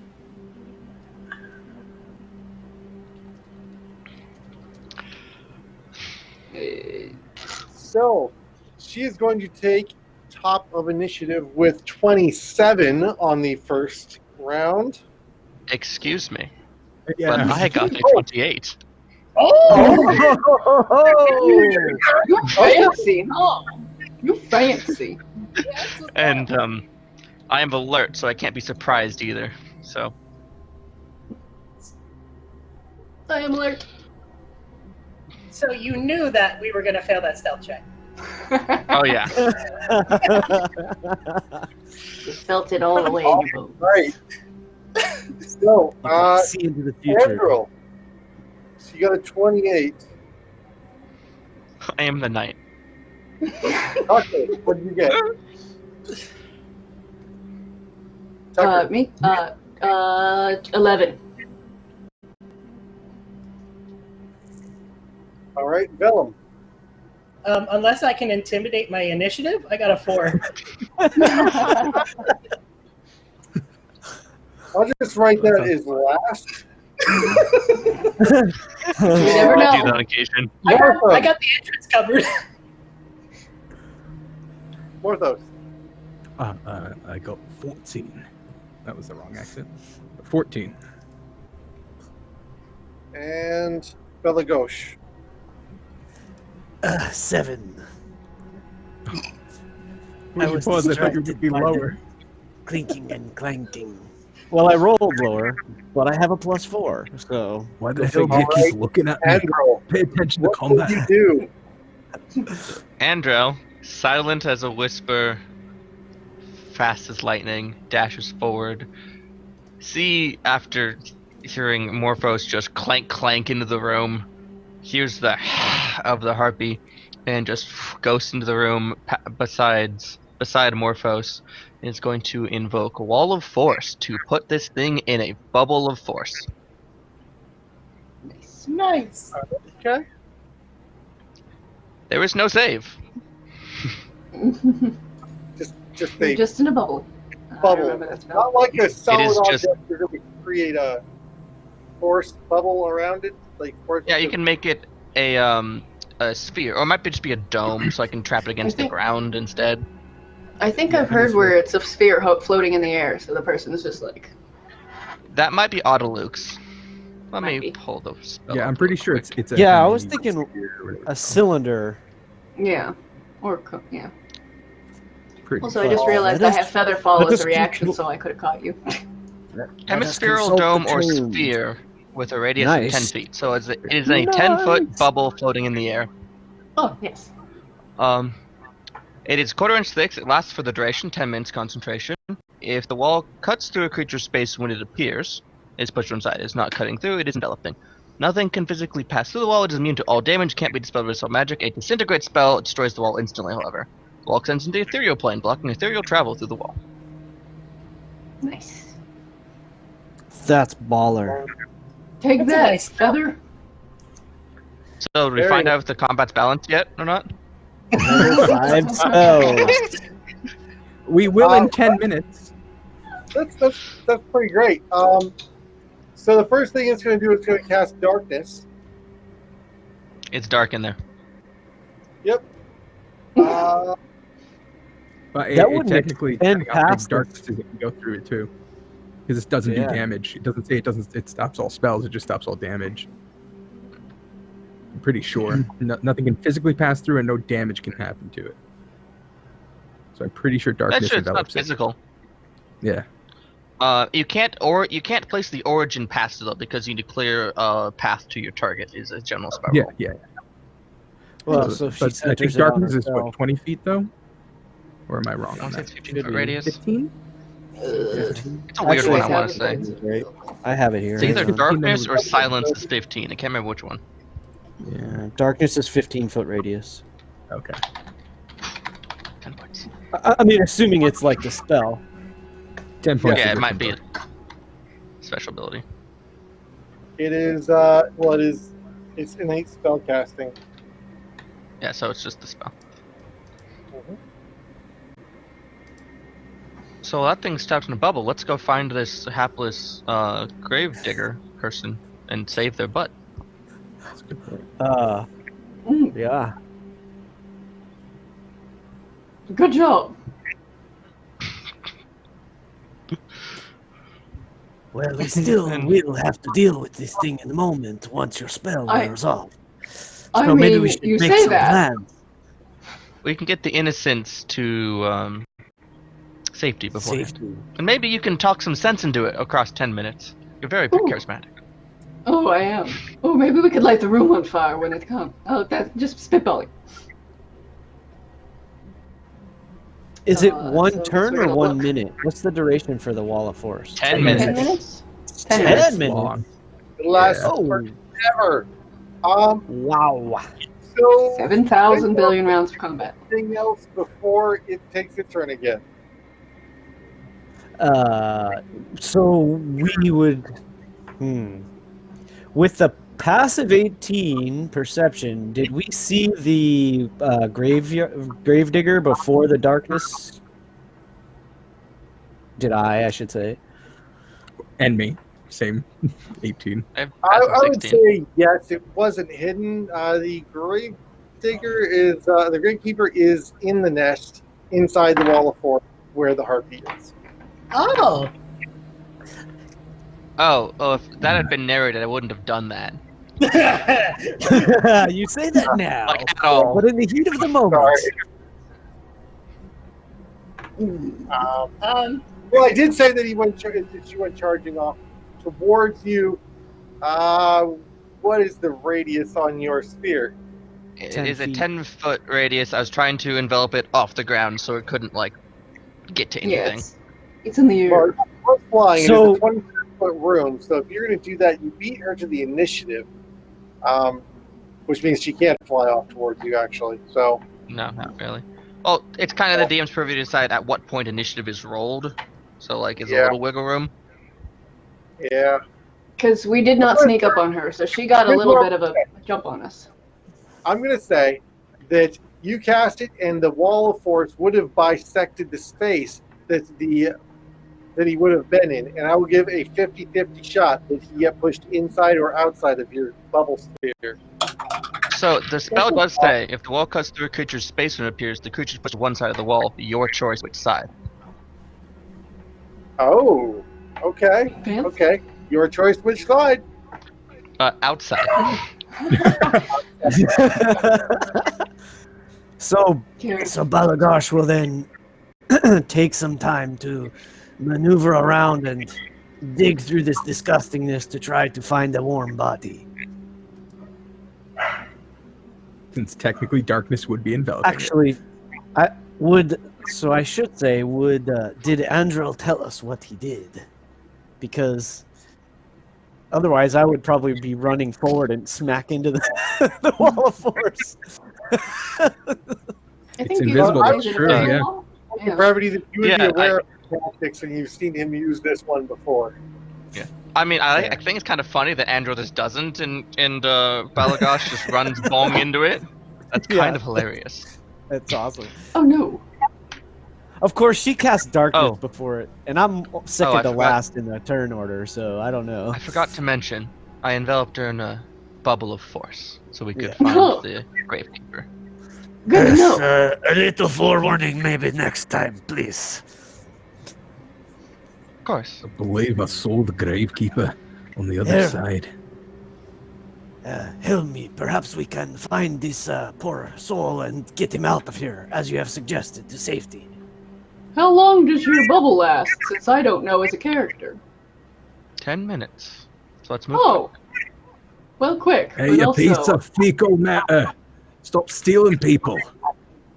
I yeah. shout at the. at Can her. she hear us? Can we hear her? Think so. This is a problem because if we can hear her, then we might be in trouble. Would you like me to play music very loudly so we can't hear her? Because I can do that. If you really want to. I've got a bagpipe. It doesn't say that the wall I- of force that you can't target something beyond the wall of force. So the general spellcasting rules say you need a clear path to target, which wall force grants begets. Line of sight, because wall of force But- is transparent, right? But it's They do have considered line of cover. sight, but they have full cover. So if an ability like Sacred Flame, which says they don't get any benefit from cover, they could do that. Ooh, I have Sacred Flame. Ooh, Well, you could kill it if you It's, could see her. it's also a spell effect too, right? So like, if she starts singing, if we can hear it, it might affect us. That's my concern. I'm actually That's waiting true. to do is start her song when we finish resolving this round. Oh, okay. I mean, I think you're good to go ahead with that at this point. We've futzed around enough. Well, I can, as I a did have ritual. a thing I was gonna do. Indeed. Oh, never mind. I'm wrong. Please, Mortos, do you have some Which, solution for you know, us? Would hamper her thing a little bit, which was, Yeah. of course, I would cast As- Beacon of Hope on my party.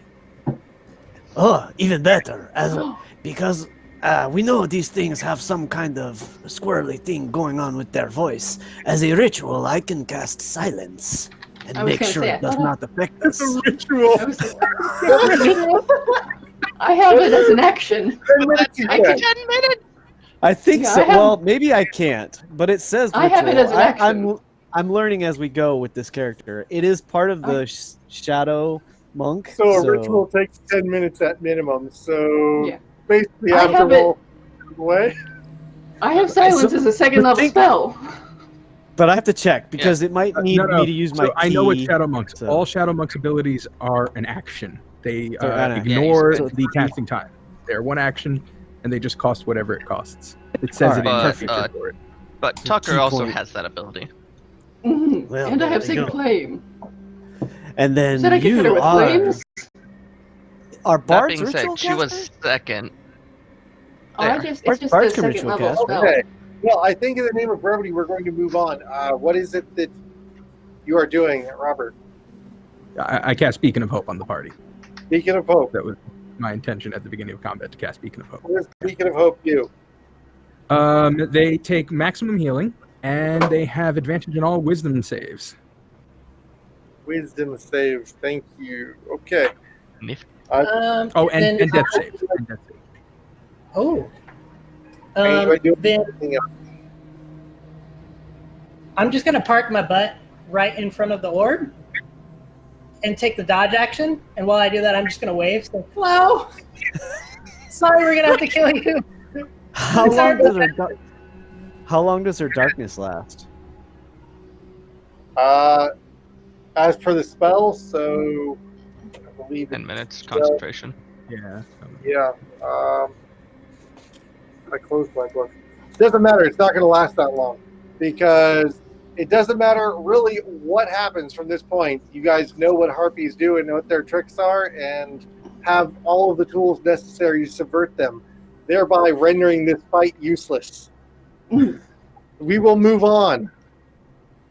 Okay. Just Sorry, 10 minutes of me Corey. casting Sacred Flame and she Sorry, dies. Corey. I'll mark Slowly. on you that there's no test for Kaya. It's okay.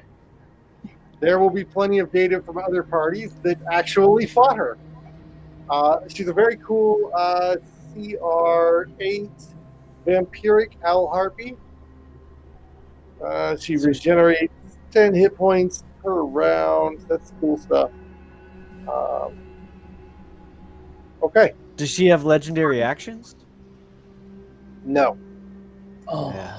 We would murderize her pretty She quick. needs those. Yeah.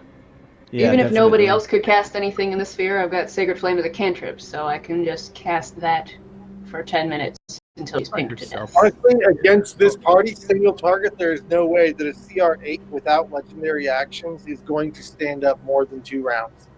Oh Um, yeah, Yeah. for sure. Does she have legendary resistances? She has damage resistances. And she regenerates. Like- so For if you not- fight her toe to toe, that hurts. Resistance against necrotic, and she's vulnerable to thunder. Not a whole But- lot. That's But- me. Well, I guess we'll never I know. can thunder damage.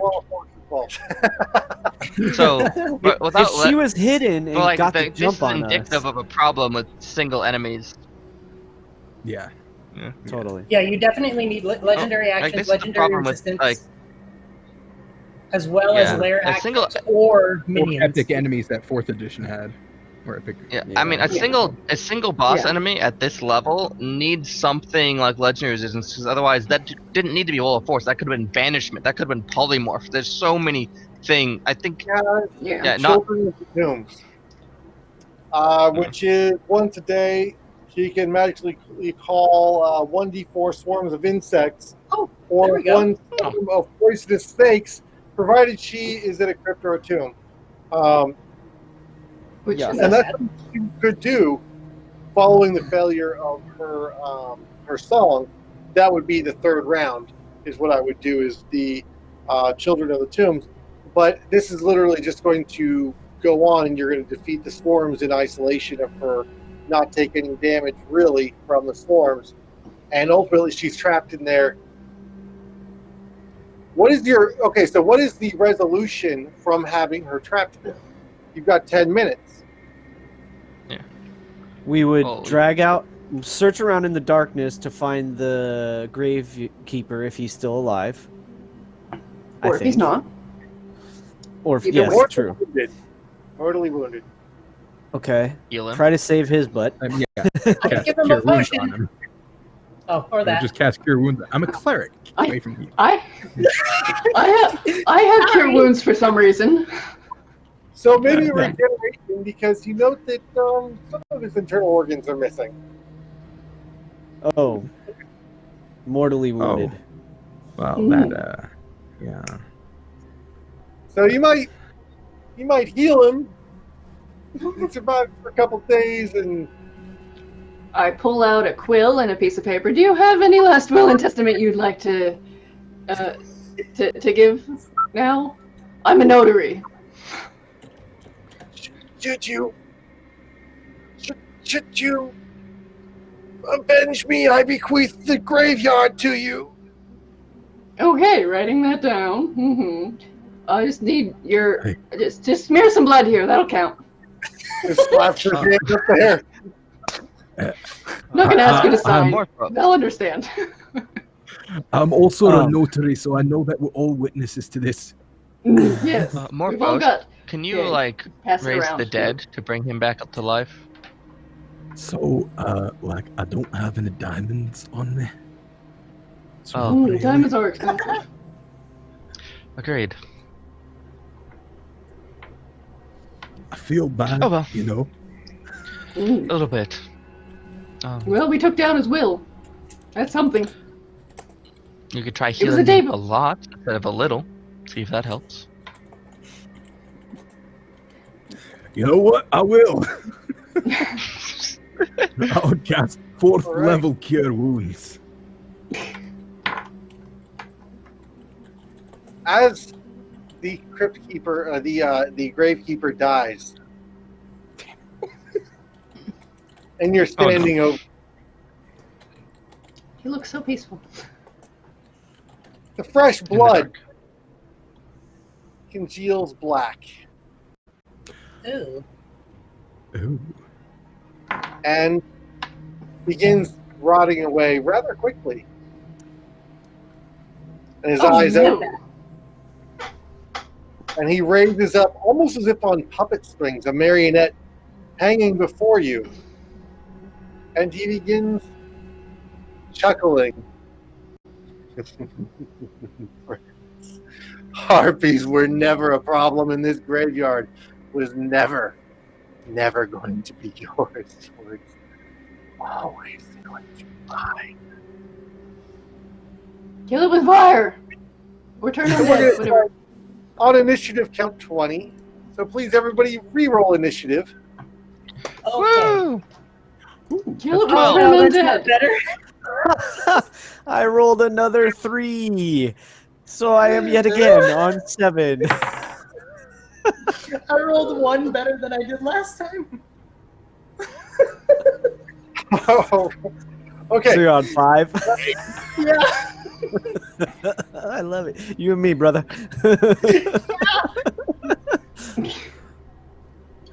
Cleanup crew is what I'll call it. And All that's right. us. Let the melee go in the end.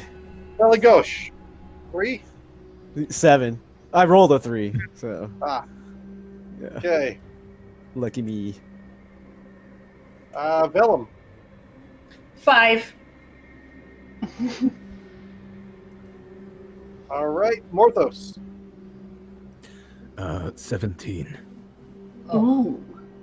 Samesies. So that was Tucker is 17 also. Yes. What a better Dex 17. bonuses. It's a -1 here, so it goes first. Okay, so Mine Jen will plus go 6. first. Yeah, mine's +6. So. All right, and Androl. Nah. Oh, I got a 12. Malachi.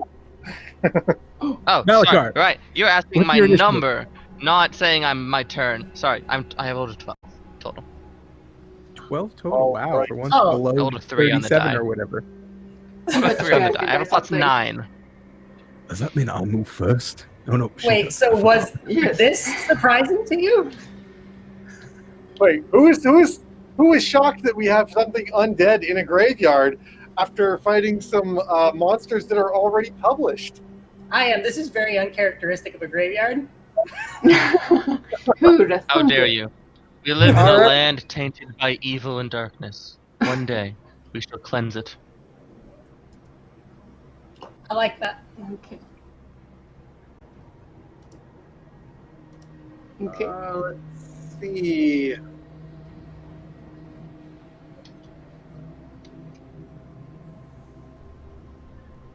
So, the undead apparition before you raises its hands, claws in the air, digs its fingers interdimensionally into something as its fingertips disappear, and he pulls down as forked lightning comes folding out of the ceiling into every 15 square feet into the room.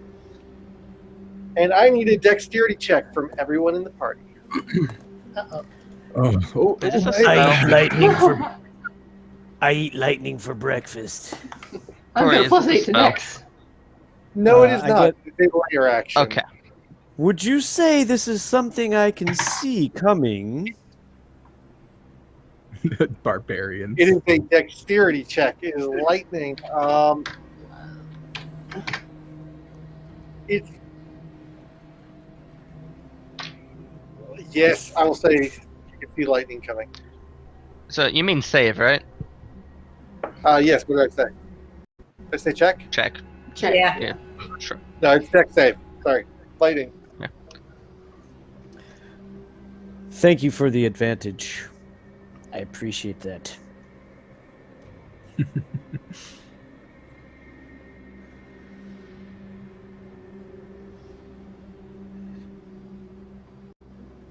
All right, who succeeds?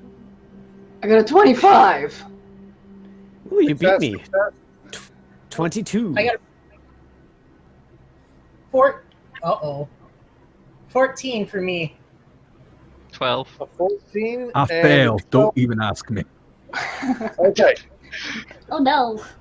good to know. As the lightning crashes through your bodies, those of you Ow. who did not get struck by the lightning note that the gaping, like, abdominal wound that the Harpy left in the Gravekeeper begins closing of its own accord. Oh. Regeneration. Oh dear. And that will bring us to the top of the round with the Ghoul King taking his turn. Do we not take So damage? did we not take damage? Oh, I'm sorry, it'll be 14 points of damage, half as much on a save. Okay. That's not that bad. Ow. It's okay. With the 25, I go, ow. With this voice.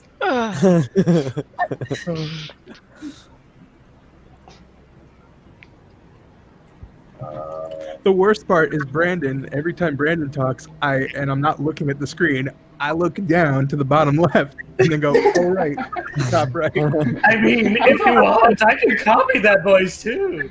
It's a great voice. I suggest it. It's wonderful. That was force a concentration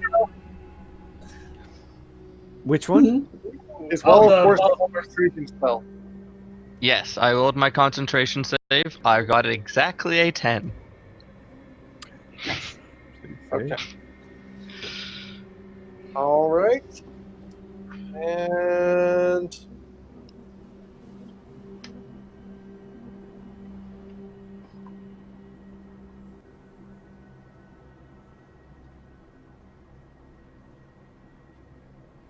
so the Grill King is going to make going to use a multi-attack. And the three of you that were just struck by lightning are going to I'm sorry, no, that's melee.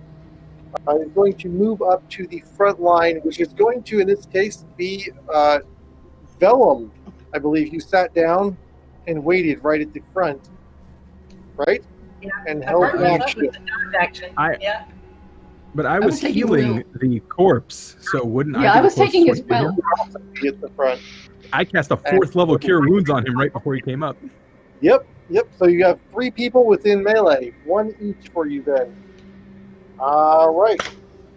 Plus 8 to hit on each of you. That will be an 18 on on Vellum. Was it a disadvantage? At disadvantage to Because of the dodge action?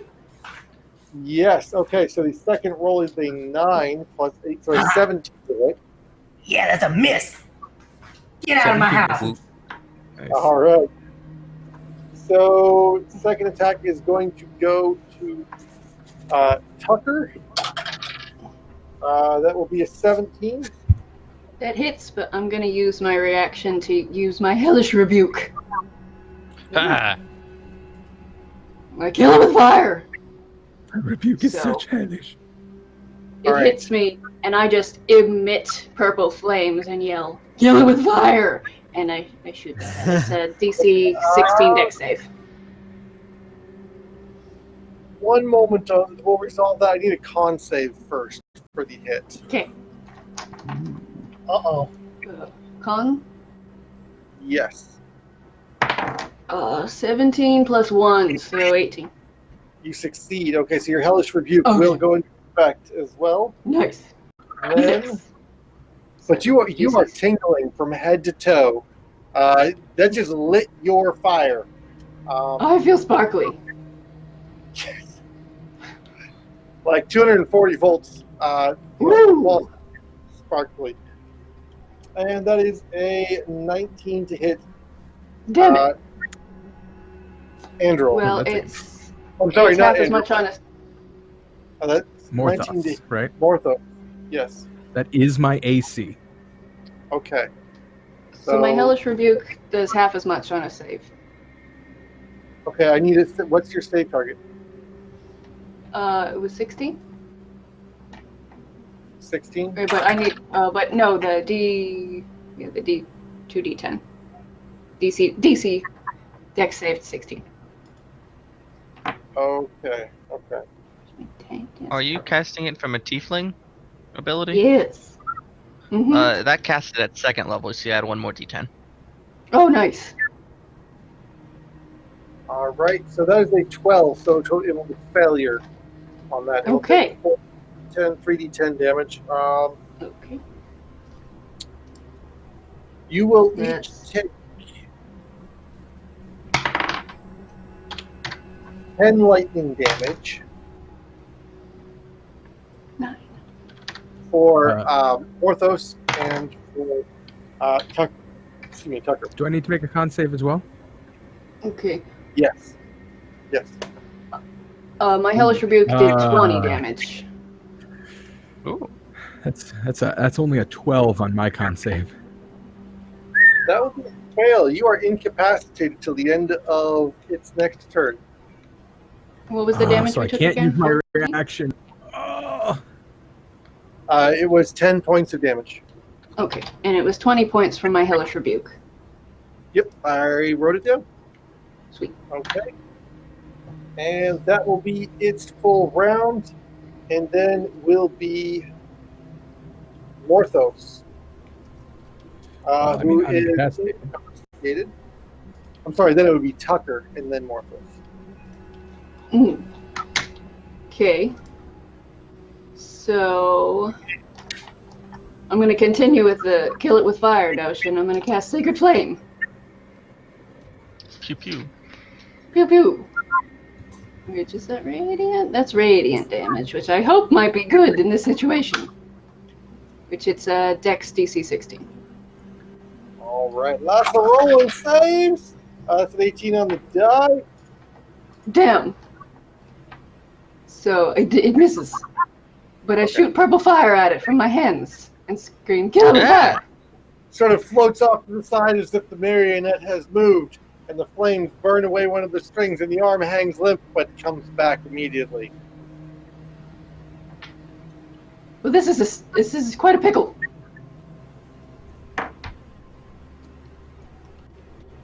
All right. Next is going to be Andrel. Andrel is going to well, let's survey the situation slightly. Decide that it's really important this wall of force doesn't go down, so he's going to invoke his Blade Dance because that improves his concentration saves. And then he's going to invoke Mirror Image, which is a defensive buff spell making floating copies of him that does not take concentration for whatever reason.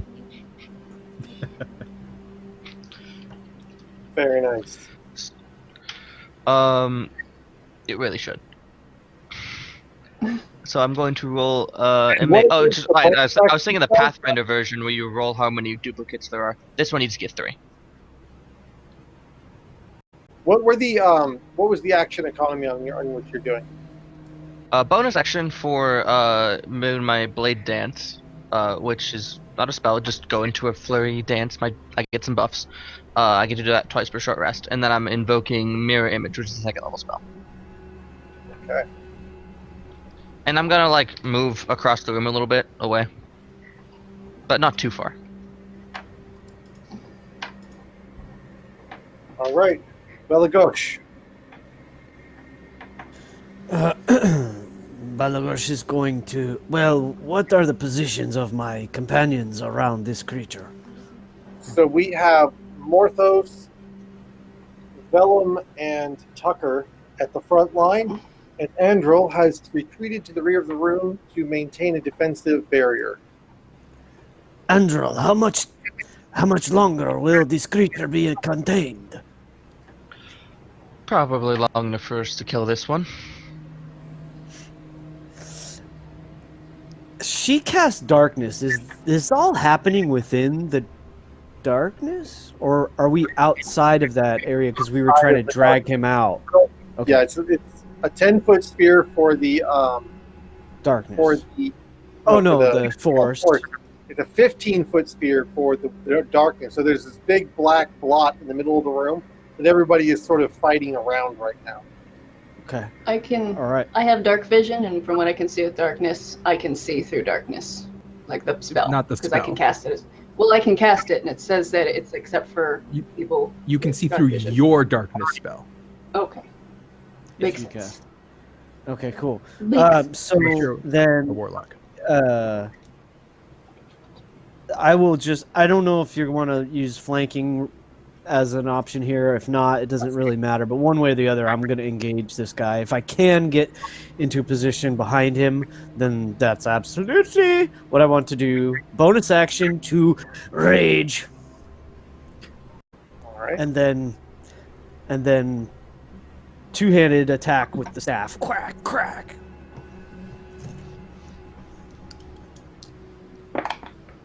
Uh, 14 and an 11 on the die, which means the low was a 19 to hit.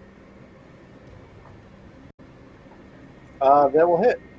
Okay, so 2 hits. It's 2d8 plus 8. Ooh, an 8 and a 7! 15 plus 8. 23 Get 'em. points of bludgeoning damage. Plus 2 for raging, so plus 4. So 27 points of bludgeoning damage. All right. That's a bonus action, a move, and an action. I am complete. Thank you. All right.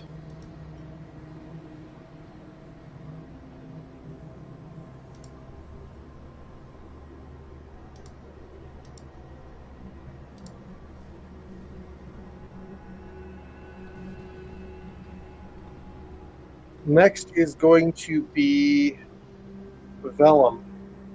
Fantastic. So if I could, I would like to scooch around this creature so that way I can be next to Morthos. So I'm like right next to him, buddy.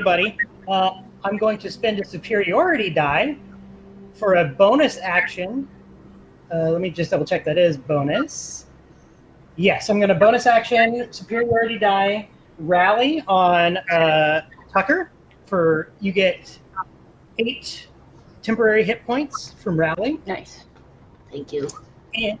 And to double check, did you confirm or deny that we were doing flanking? I apologize. Flanking, yes. Okay. Am I in a position to do so? You can move to position for that, yes. Okay. Well then, in that case, let's do it. 2 attacks. With that, so first one is going to be 21 to hit. Yep. Second one will be 23 with me longsword. So we have 9 on the first one, 7 on the second one, for a total of 16. And end of my turn, I just want to make sure that I am right next to Morthos. This is very important. Okay. Get that protection fighting style. Perfect. Protect. You protect. Oh, Am what's I- everyone's? What's I was- everyone's character's pronouns? Just so I'm aware. Him. Pronouns? Characters? You couldn't hear me. He. Andrew she, her. is Okay. So, sorry. Gregory. The problem is talking over each other. They're not knowing what this is. Andrel is he, they. Vellum say he, him. Likewise. He, him. Robert, you're Morthos muted. doesn't even care. Call Like, me what he you doesn't want. care Just what anyone don't calls call him. me for. It's honestly, he doesn't identify as anything. Cool. Good to know. Love it. She, her, odd Tucker. I like how I said he doesn't, but you know. Damn it, Robert. But you know, I mean, doesn't. He'll Fluidity. go by he, but he doesn't care what he's called. I'll feel that.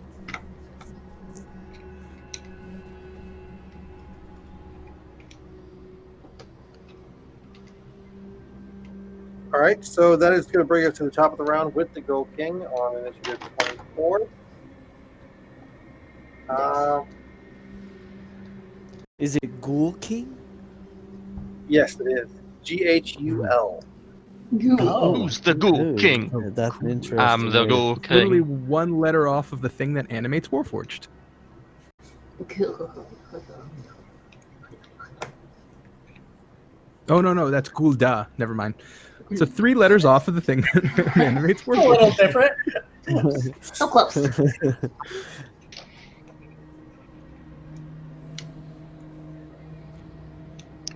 All that deep Warforged lore that Malachar spits in the face of.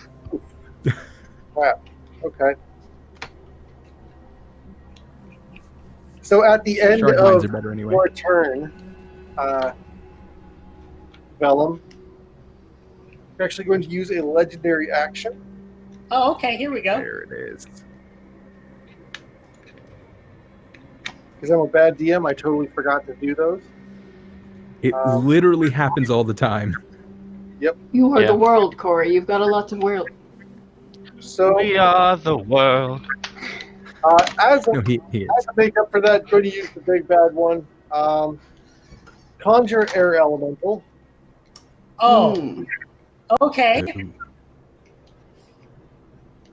All right. That's a legendary action. So, If I've ever heard of one. okay. Well then.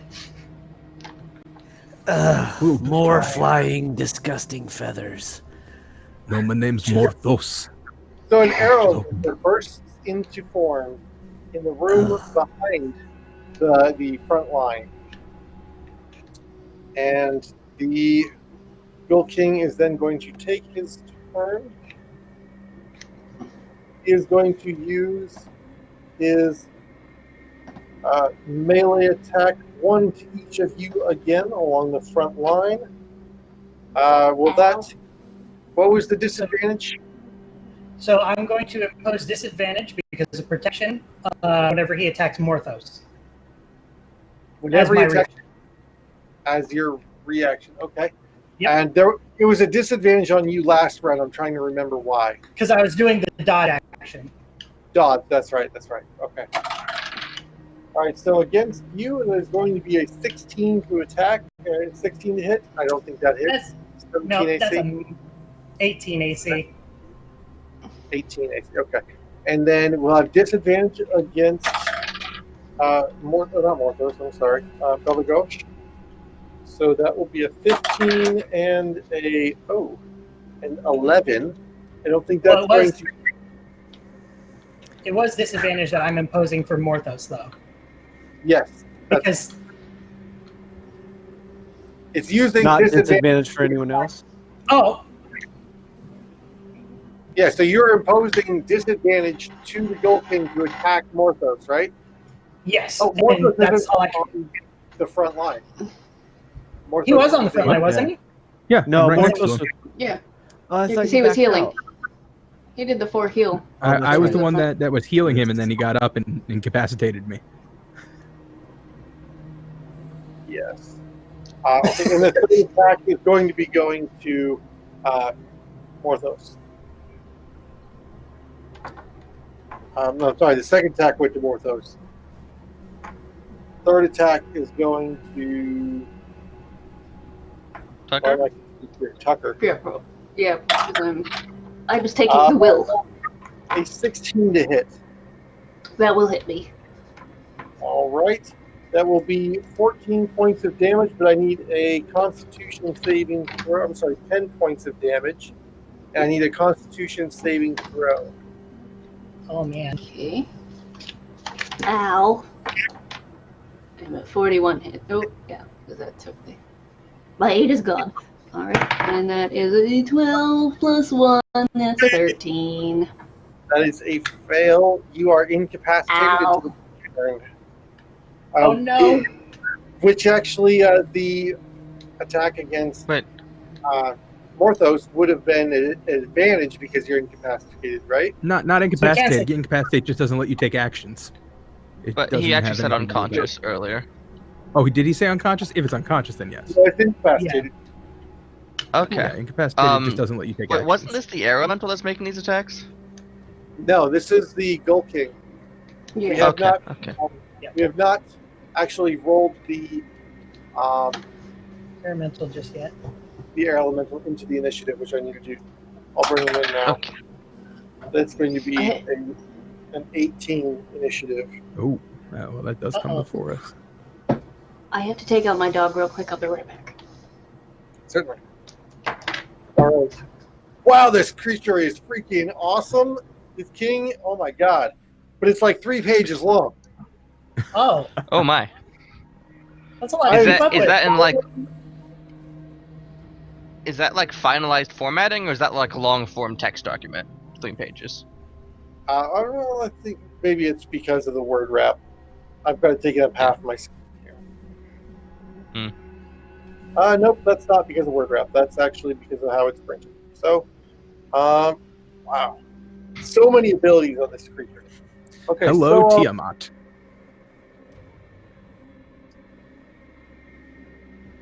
It is then going to be the lair. So I'm everybody to make for me another dex saving throw or be struck by lightning as he pulls it down from the ether. Oh no. That might You guys been born for 4 seconds. Apparently it's got a lair. Well, Okay, that's going to better. sting. Do I get advantage again or no? For seeing it coming? Yeah. Yes. Okay. Danger Spectacular. sense. So with danger sense, I have a 25. Oh. Monk. Barbarian. Both of them together. They help. I'm pretty much liking the class or this character design so far. That's one that's kind of hard to mix though, because you they then need Dex, Con, and Strength. And wisdom. So, who is 16? I just left my con kind of low. Who succeeded and who's failed? I Dirty succeeded. Failed. I got a 15. I don't know what that is. Yeah, I didn't hear it. DC. A 15 is a pass. Nice. What are other rolls? Natural 25. one. Oh no! Natural Dirty 1. 20. Dirty Wait! 20. And Jen You're hasn't rolled. fine.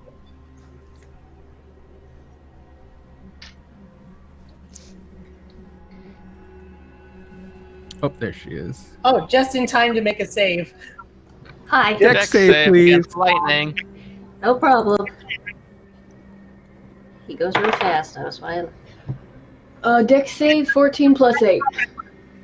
Oh, Okay. Oh. So that was- Nice. you note that he regenerates just a little bit of the wounds that you have inflicted thus far, begin closing up, and the weeping black fluid that was seeping from them does start pulling back in through his flesh. And how much damage do we take? 14 points each, and half on a success. Is it just boy. always 14? Because I think that's what we got hit with last time too. Yeah, I'm not rolling it up using the balance numbers. Okay. Static damage.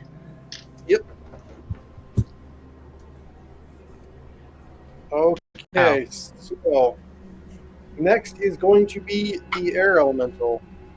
Darn you, crazy creature! I'm going to have to pull out the player's handbook to pull out the stat block for this thing. Oh, yeah. It's 9,000 Well, degrees in actually, Houston, if anyone cares.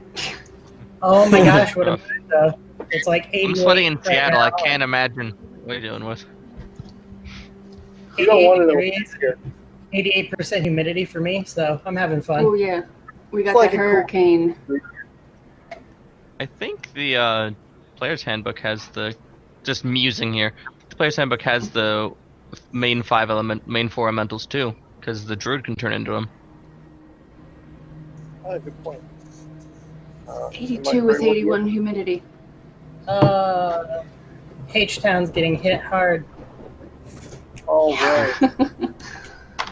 Wow. Cool. Just summoning an additional CR5. Yikerd. Yeah. Hopefully, you can't do that every round. Yeah. If he does that, then Oh, you know we're just trying to end it quickly. Stood now. It's like, okay, so it's the DPS check. Nope, once a day. Oh, Oh. Okay, So the that's air good elemental design. Yeah. is going to use its whirlwind ability.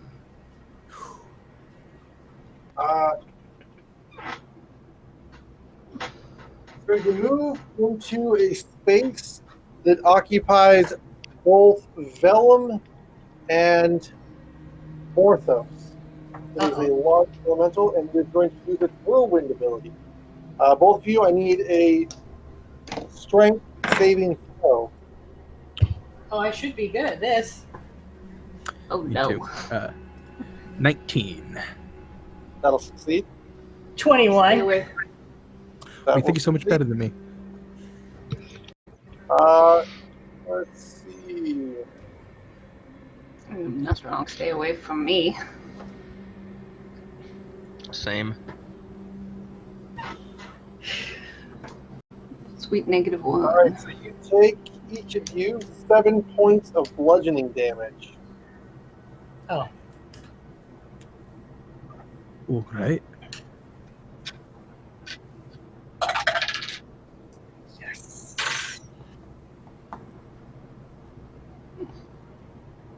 Disregard that, Happy.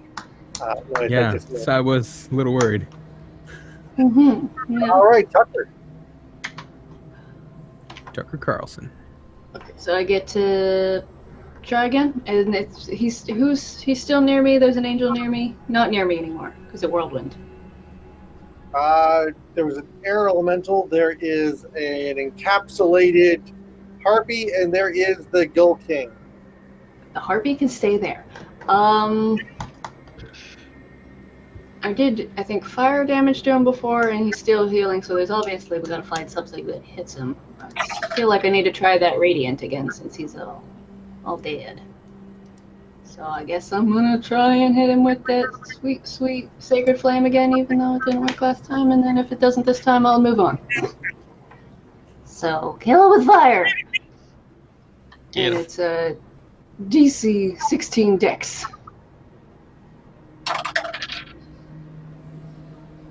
Ruh-roh.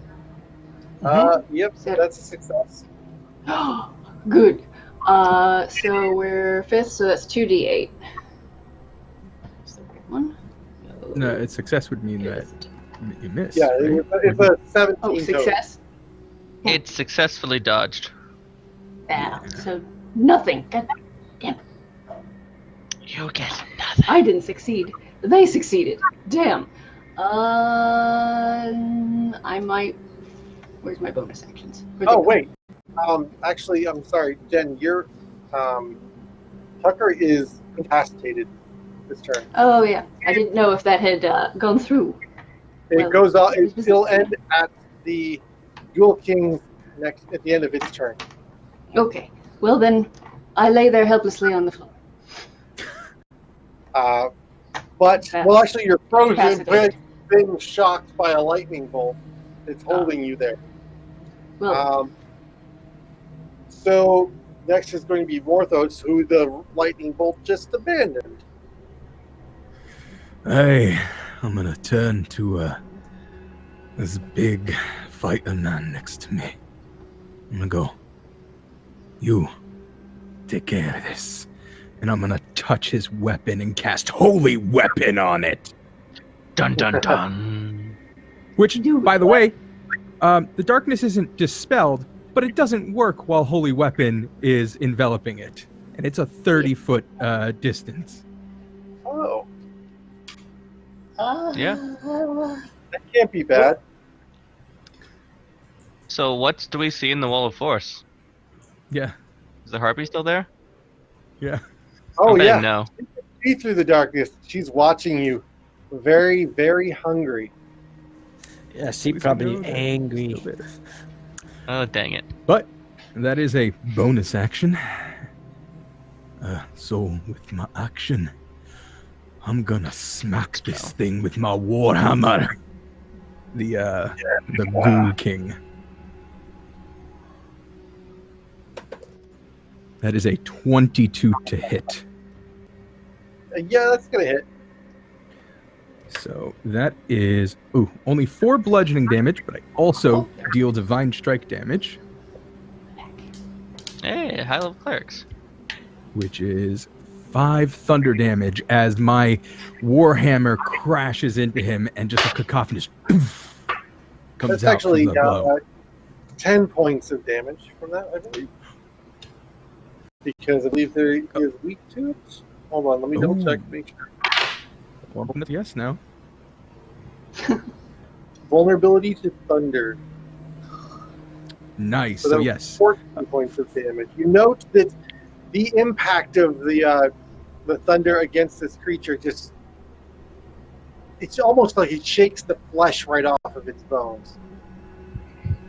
Nice. Interesting. I figured it'd be good against thunder because it does the lightning. Interesting. so since I froze, mean- thunder good? Wait, hold on. Undead. so- Might be Undergood. looking at Thunder may be good. that block. Maybe Hold good. on. Okay. We thought Processing. good. Yeah, my apologies. That would be immune to thunder. Oh. Oh, Buffering. The enemy was across the hallway now. Well, my whole plan of channel divinity is now bunk. Oh no. Well, we tried. That is what's important. And Yep. oop. Oh, sorry. But I'm not No, gonna the, move because I don't want to take opportunity attacks. The All players have their tricks and the DM has his tricks. Taps the giant wall of force. Bong bong. Yeah. Alright. So What was that, DM? Andro. he said Oh, okay. That's what he said. Sorry. Andrell's going to look at the situation. This blight must be stricken from the world. He's going to draw his sword, jump across the room, and I don't know, stab him a few times. The Ghoul King. Mm-hmm. You were the one I was gonna give it to, but you ran away. It's What kind okay. of sword do you have? What's that? What kind of sword do you have? It's a rapier. Of the non-magical variety? This is accurate. I spent my magic item on my boots. We only get one. That's what I was afraid of. I'm about to do nothing, but that's okay. I will note my 24 warhammer to is also hit? not magical. That will hit. My weapon Does it is do any magical. damage or just half damage? What's the number? It's 11 piercing damage. Ah, yes. So that will be 5 points of damage. I got nothing That's better all to do each of this them? turn, so I'll just stab him again. But that will miss. Chip And away. I will place myself next to the Ghoul King in a defensive stance, with my duplicates floating about. You stabbed the Ghoul King, yes? Yes, I did 5 whole points of damage. Okay. I'm getting my bow ready. Okay. Next is going to be Balagosh. Indeed. The Ghoul King has not moved, correct? He's still in sort of in our little circle. So then in a rage, I will just light him up. So first I will start with 2 more attacks with the quarterstaff, double-handed or two-handed. Oh my god. I just rolled 2 5s on 2 dice. Oh, That's no. terrible. So that's 12s. I think those are going to miss.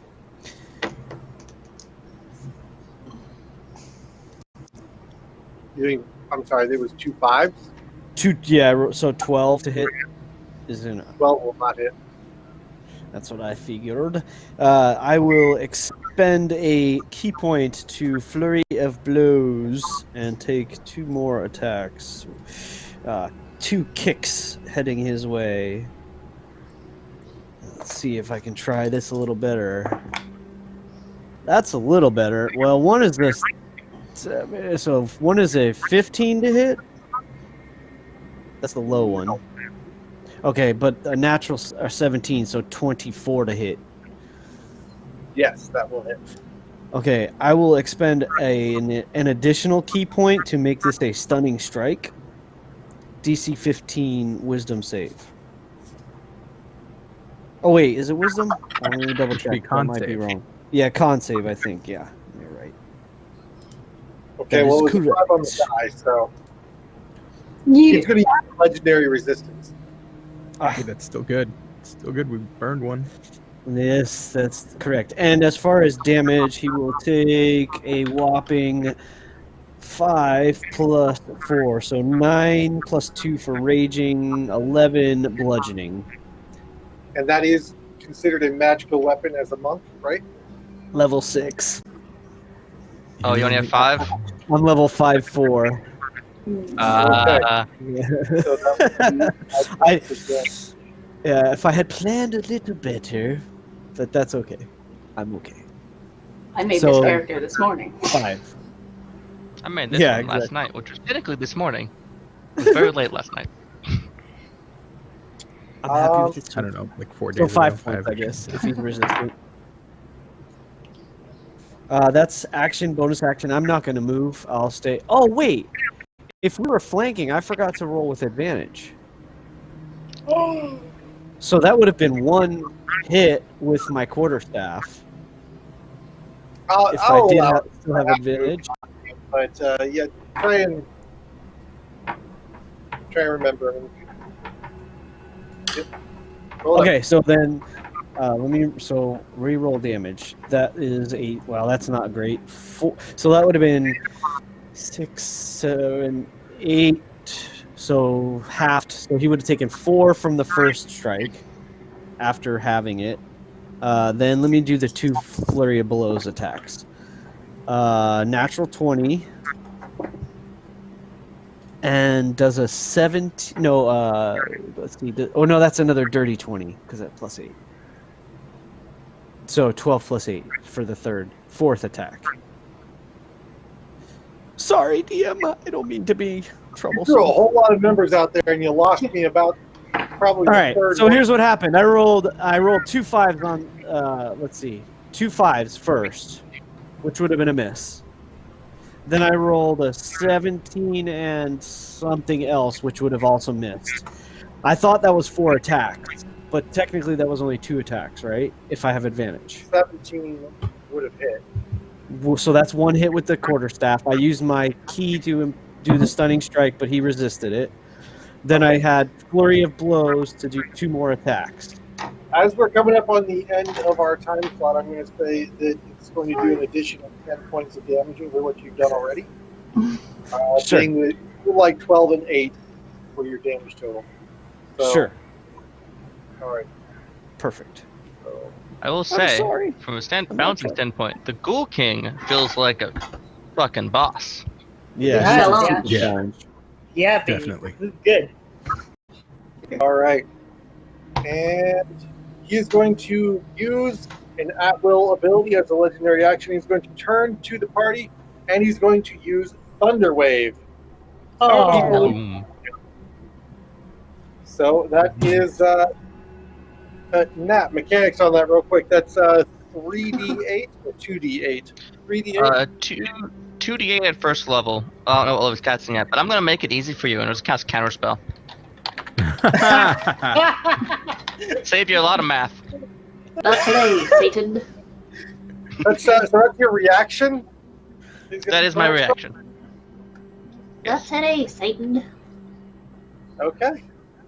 I'm okay with you using a reaction from your caster to burn an at-will spell. No, the motivation is we're at 9 o'clock and that'll save time.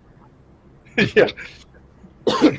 Well, also, I think it's been thrown away, but, lots of fun complications of that spell. Next is going to be Vellum. I'll make this nice and easy. We're just going to wail on him with a radiant holy weapon. Oh yeah. That's an additional 2d8 radiant damage to every hit. So first attack is going to be 18 on the die without my modifiers. So second one is going to be a 16 on the die.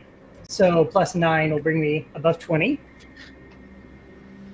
Yep. So let's have some fun. 3. So you're looking at 7 slashing and 7 radiant on the first hit. 7 slashing again on the first hit, or I'm sorry, on the second hit. And 3 radiant on the second. With 2d8? Man. Hold on. +10 from both attacks for the +5 modifier. Now after that, I'm going to burn an action surge and we're going to do it again. Yeah. Okay, so No, just first for the attack. DM, that was 24 slashing. So assuming that's halved, that's 12. It's a magic I weapon, so think- maybe. Oh, but it's a magic makes it weapon, a magic weapon. right? That's Yeah, exactly what I was so just about to say. Is that, he's using a radiant weapon right there. Guys, I have Yeah. a good news for you. First attack on the second swing is a natural 20, my friends. Nice. Very nice. All right. Second swing is going to be... Kitty Another- approves. No! What? I got 2 natural 20s. The first I roll was believe an that was a well-used action surge. Oh, good. Okay. Action surge. Crit. Let's have some fun. So that's So- 8d8 radiant. On 16 slashing damage from the first hit, and then we'll... Oh, wait, no. Sorry. 19 slashing from the first hit. Now we'll do the radiant on the first. 3, 7, 15, 20 radiant on the first hit. Second hit, we have 3, 6, 9, let's see, 10, 16 19 slashing damage on the on the second hit. And 2, 3, 4, 12 radiant on that second hit. And that's it for me. Tucker yells, "Kill him with fire!" What was that total? The radiant or the slashing? Each. Each of them? Okay. Radiant was 12, and the slashing was 19. For the second attack. Yes. All right. Okay. Thank you, Porthos. Thank you. You normally Who do you don't see think that you kind are, of stuff until Bane? the paladin crits. That was a very nice turn, by the way. Thank you. I think I'm going to convert to Morthos' religion. Hey, listen, Valkyr. Well, actually, I don't worship him, which is funny, but whatever. So He just kind of said to me, very, very unhappy, you might say. In fact, he opens his jaw impossibly wide and begins screaming in an unearthly howl, and a whirlwind erupts around him, and he disintegrates into sand, and it begins whirling around with him. Everybody in the area of Hi. within his Probably all space, of us. which is basically melee range with him, is going to need to make a strength saving throw for me. Oh no! This is impossible. Did you roll a third 20? Get another nat 20. 3 20s in a row. You Frame that die. float that die. Float that die. This is a balance test, sir. Why would you bring your deity to this fight? There is no. To be Just fair- a 1 in. To be fair, he has rolled a couple of ones on that die also. Oh no! Oh, believe me, there is no activation on balance test. I'm not saying anything like that. I'm saying that you brought your god to this. Shout out to Skull Splitters for this round of natural 20. Nice. Just a All 1 in right. 8,000 chance. Right? Last I've week you never rolled seen 20. back 20s like that. That is crazy. Last week Okay. in roll 20, I rolled 3 20s and a 19 all in a row, and I was roll 20. They never ever give me favor. I'm going to get a nat one the next just Roll watch. 20 always, like, I feel like I never get a good roll I in get roll 20. trash, always trash. Okay, so everybody's saving throws who is within melee range. So, in fact, Matt, you just came up to melee range. So, everybody. I think it's everyone now. So, Yeah, it's all. all right, so Gregory's a 1. We got a 23. nat 20. 23. No. Sorry, I rolled a 20. Oh, I you're rolled a doing 15. this. I'm thinking like that 1. No, sorry about that. 23, 20. Jen, 29 total for me. 19. 19. Nat, 19. 16. 16. And Robert, 17. all of you beat it. Yay! Ooh. Yeah. Go team. Yay. Take half damage, which is going to be 17 points of bludgeoning damage from the sand as it begins trying to that's tear the flesh from your bones. 17 On point. brand. Is that half? Oh, That is halved.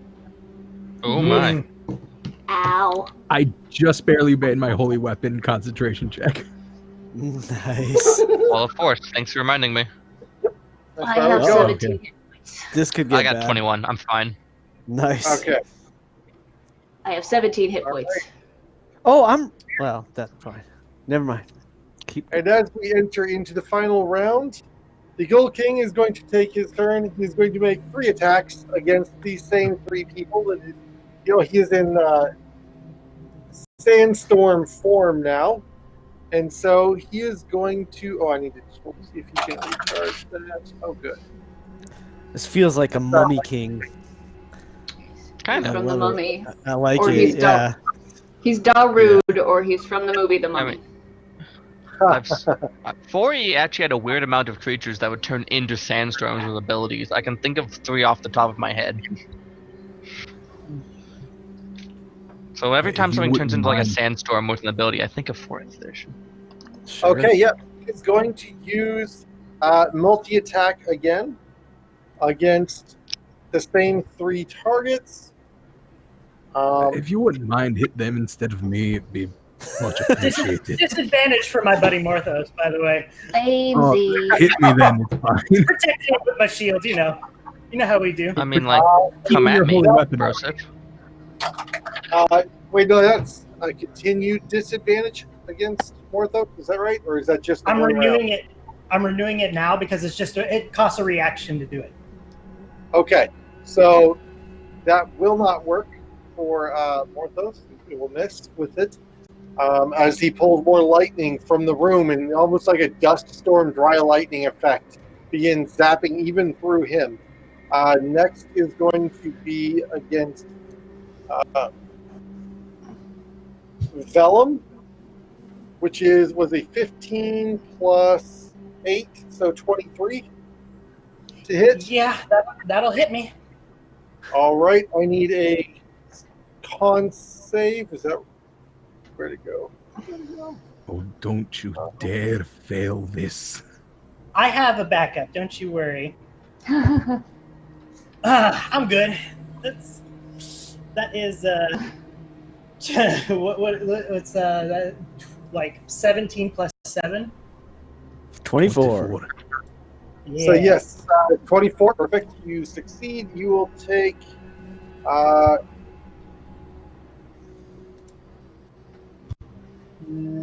sorry. This is you don't take any damage. You take the just 10 damage from the hit. This is not the same ability. This is the attack. And it was a DC 16. You succeed.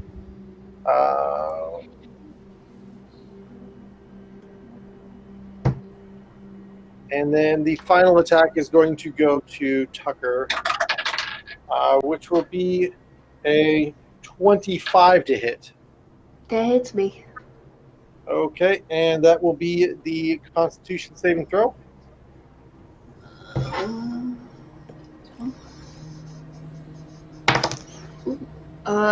18 plus 1. That will succeed. You will not be incapacitated this turn either. Nobody was incapacitated this turn. Man, Yes. that means you get the regenerating hit points. All right, so the layer is going It's to come almost like action denial is not very fun, so they put the DC kind of low. Almost. All right, so the layer action is going to be different this round. It's going to be. Where we go? Too many pages of stuff. All right, a whirlwind of sand surrounds the Ghoul King, and ranged attack rolls against him have a disadvantage while the whirlwind persists. Each creature within 10 feet of the Ghoul King, when the whirlwind appears, must make a DC 15 strength saving throw. So I need a strength saving throw from the entire party. I fail.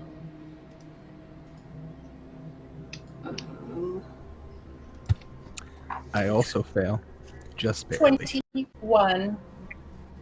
That's a success. Strength, you said? Yes. That's a 6. All right. 22. 22 All right. for Balagosh. 3 failures. On a failure, you take 10 points of bludgeoning damage. On a success, you take 5. On a failure, your speed is halved while the whirlwind persists. I'm now on 7 hit points. And I maintained my holy weapon again. The I maintain wall of force. is going to use its whirlwind ability again. Oh, Because God. it was successfully. So, who was it last round? Was in the middle of its space? It was 2 people. 2 of us Bella right was. here. Yeah. Yep. All right. I need strength saving throw from each of you. 21. That'll succeed. 16. That will succeed as well. You both take 7 points of bludgeoning damage. Ooh, chipping away. Oh my god. I keep rolling a 7 on my die for my con saves, which is exactly what I need to make them. All right. And that will bring us to Tucker. Okay, so I assume everyone hurts a little bit? A little. Mm-hmm. Well, Oh, I yes. Speaking have- of, I need concentration checks. We've been doing them. We've been doing They them. both made him. Yeah, we've mentioned it every single time. Okay. You got a lot going on. They We got you. Yeah. Yeah, Dylan. you're paying attention to a lot. Falcon's on her. So I'm gonna, because I have 7 hit points, I'm gonna Bard Panic. And I'm gonna sing us all a nice little tune, and maybe play my bagpipes and cast a Mass Cure Wounds. Because I have that for some reason when I built this. Because it was like, Hey, backup healer, but also do buffs, was my plan. 5th So, level spell. Hey, yeah. is I Beacon get of one Hope of still those. up? Aye. Oh, nice. Is Beacon of Hope still up? No, Beacon of Hope isn't. I've got Holy Weapon up. Oh, Okay. dang. Concentration. Oh, well. So, That's okay. it's up to 6 creatures, so everybody, but not the enemies, obviously. 3d8 plus my spellcasting modifier, which is 4. 4, right? 4? 4. Yeah. Yeah, 4. So, there. So roll that for us. 8 plus 7. 6. 8, 7, 6. Somebody math that, 'cause 25 I'm bad at total. math. 25 total. Good fast mathematics. Thank you. Aye. It was my best So- subject in school. So I sing a little ditty. And then I guess as a bonus action, I'll, where is it? A healing word once on myself, just because I'm the only one near me. You can't because you cast a Mass Cure Wounds. They're both level Oh, spells. because it's mass. Oh, yeah. Oh, yeah, because it's both level. Yeah, that Forgot one about does that. violate the bonus action casting rule. I forgot it was a first and not a cantrip. My bad, Ah, sorry. gotcha. Oh, that'd be a good Alright. cantrip. Oh, it would be a great cantrip. That will be, Be that overpowered. You could inspire Legendary. someone. action, Oh, Bonus action. which is going to be Thunderwave. oh, Bart. I do want to use my bardic inspiration on someone as my bonus action since I couldn't do my heal. So who needs an inspiration? Who's been hurting on their rolls?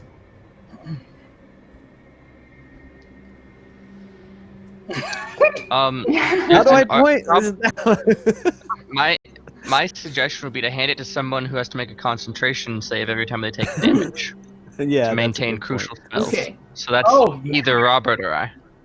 Okay. Probably put it on Robert since your saves are so fantastic. I like the way you think, Nat. What is that right now? That's a D what again? It's a 1d8. 8. Cool. Yeah, 1d8. I'm using it right now on this save. Thank God.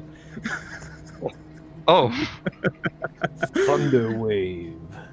Because without that, I would have failed. It's going to be the 3 that he has been consistently attacking. It's going to be Tucker, Vellum, and Morthos. That is with the Bardic Inspiration, which I rolled a 5 on, a 17. And All it's, right, that win. It's a con save, you said? I'm sorry, it's Thunderwave. It's a dex that's a save, I con believe. save, yeah. Deck save. Oh, good. Con Deck save. save. I have that. Is that con save? Thunderwave's con. Thunderwave is Thunderwave's con. con. Thunderwave is con. Oh, I even have- better. 26. No, I. Sorry, I'm not being 16? correct. 16, I think yes. My deck save would have been +8. My deck save is +0. Oh, That's what my strength save looks like. My charisma save is 9. There's not a lot of charisma saves here. Okay, so what was everybody's success? I think we all well- succeeded, but 16 was the lowest 16? roll. Yeah, 16 with mine. Yes. So 16 is the spell save DC. So everybody will succeed. Hot damn. Awesome. Half as That much was the damage strength save. on 2d8. It was a con well, save. Con save. and a 3 for 11. I didn't- So everybody take 5 Not points you, of- just 3 of us. Oh, okay, because that was Yeah. the thunder wave. Thank Yeah, you. it was just on us. Thank you. I got confused. Well, I'd like to Take say 5 points of- apologies to my good fighter friend. Your holy weapon goes away. Uh-oh. I rolled Aw. a non-total on my concentration check. That's okay, Aw. bud. So close. Uh, Even with the bonus. That sucks. Okay. And that is going to put us to Morthos, correct? Tucker, you just went? Yes. And, well, I'm gonna take a page from the book of my bardic friend and cast Mass Healing Word. Yeah. At 4th level.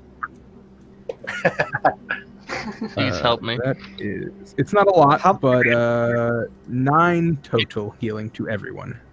Nice. We got 25 from Yeah, 25 the before, yeah. first one, Yeah. and how much 25 from this one? 9, because Healing Word is less. I'm back to full. Thank you. Look at you. So guess what that's going to be? Another legendary action. Well, my turn's not over. My turn's not over. I still have an action. Okay. Sir. You get a legendary action, and you get a legendary. But I'm gonna, I'm just gonna, Corey's channeling just the gonna winner over. smack him with my hammer, which does really nothing, but, It You feel is good about 19 it. to hit with my hammer, so I'm pretty sure that hits. That's the same as before. So that's 4 bludgeoning damage with my hammer. I'm not even going to tell you the thunder damage because it doesn't matter. All right. And it does already have done your damage? Okay, so 4. All right. Yeah, 4 bludgeoning. I assume halved because it's not a magic weapon.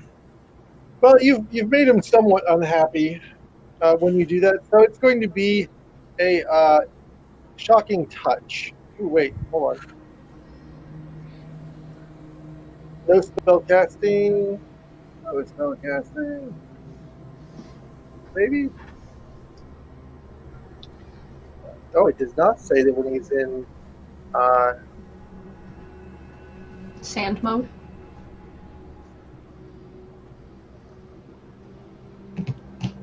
Sand mode.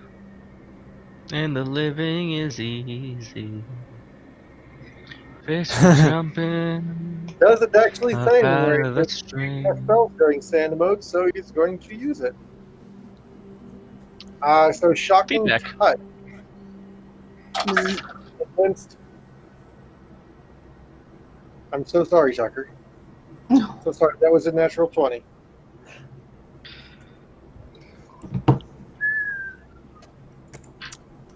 You'll be fine. I've got Be some you. D8s.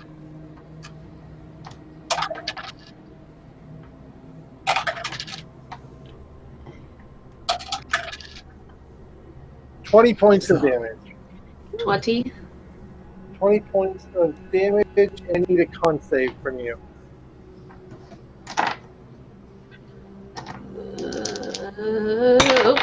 Not that I was rolling. I just want to hit. Con. What's it? It's just +1, so 17. I'm panicked and can't do math. No math. You'll succeed. You are not incapacitated until the end of its next turn. Ow! 16 hit points. Oh, it's Ow. spell attacks do that too. All right, Andril. Alright, look at my compatriots. I think it may be time we leave this place behind. Run I don't away! think this is going well, and we're running out of time. I'm going to go to Tucker and I am not supposed invoke Sorry. Oh, go ahead. It's okay. Okay. I'm going to go to Tucker and invoke a spell of the Dimension Door variety as I grab Tucker and go very far away. I resist in no way, shape, or form. And the rest Run of you are away! banned the Ghoul King. Well, that's a little bit, yeah.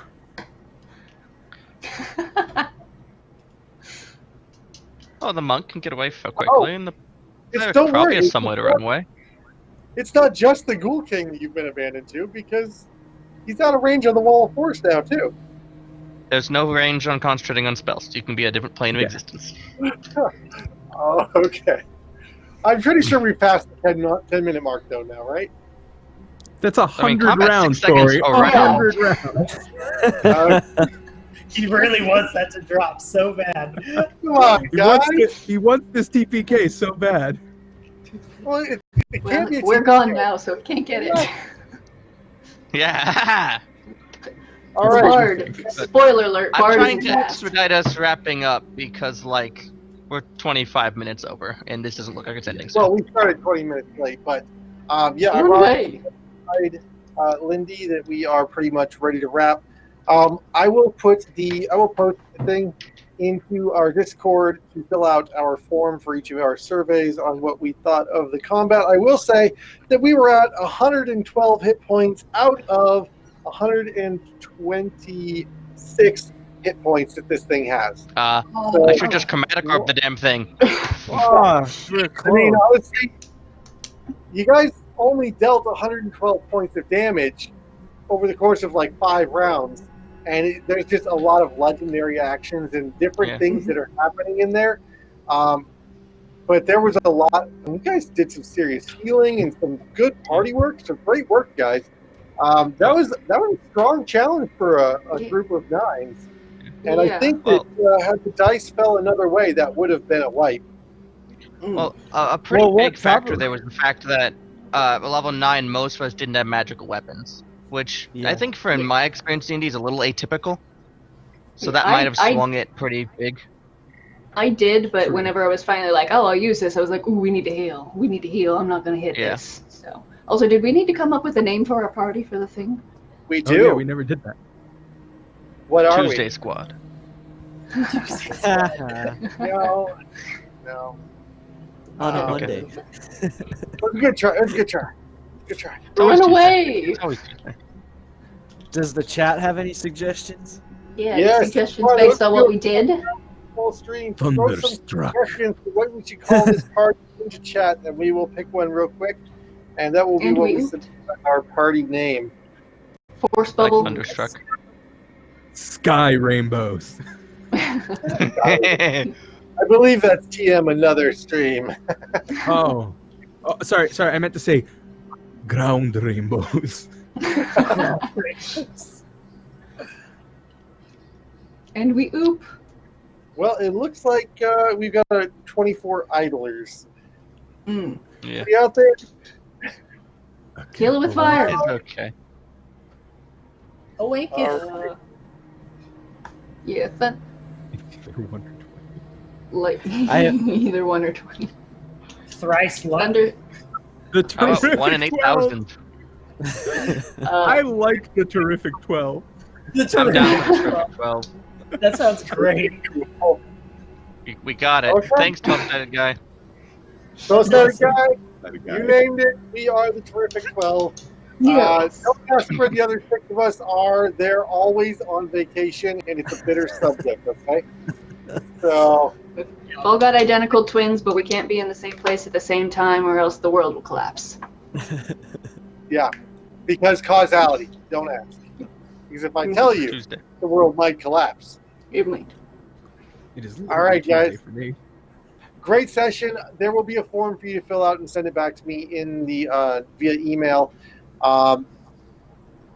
Rating about things that you thought worked. Be very positive in the way you frame things. If you try to say something that didn't work, give a very specific example and understand that when you're you're phrasing these things and you're giving feedback on them, that this is somebody's hard work, and you're trying to make it better, not trying to deuce on it, right? And I think we all know that we're all streamers here, and we understand how much criticism can go the wrong way. So there's some instructions on there on how to fill it out, and I'll get this back into Cobalt Press. And put on the form the name that you want to be recognized as in the book. And thank you so much for joining me for this. This has been fantastic, and thank you all out there for watching our lovely stream and getting a peek into Empire of the Ghoul.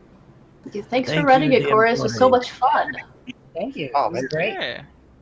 I have been fiending for some combat. Let me tell you, after the last several weeks of RP, heavy RP, I've been like, give me some dice. Roll some dice and roll some dice. I have rolled the corner about these guys tonight. Our Ravnica crowd leans so hard RP that Corey, you can feel it in him, like, I need to make them kill something. I need to make them kill something. Yeah, and all Ian's have been spectacular too. I had a slow start getting back into actually doing combat because I've also been doing a lot of RP. How do I combat? Oh. So, thanks to all of you. Y'all great. We are. Thank you. All right, Lindy wants a wave cue for when we're going to sign off. That's our cue right there, guys. That's it. All right, see ya. Bye. Have a great night, everyone. We out.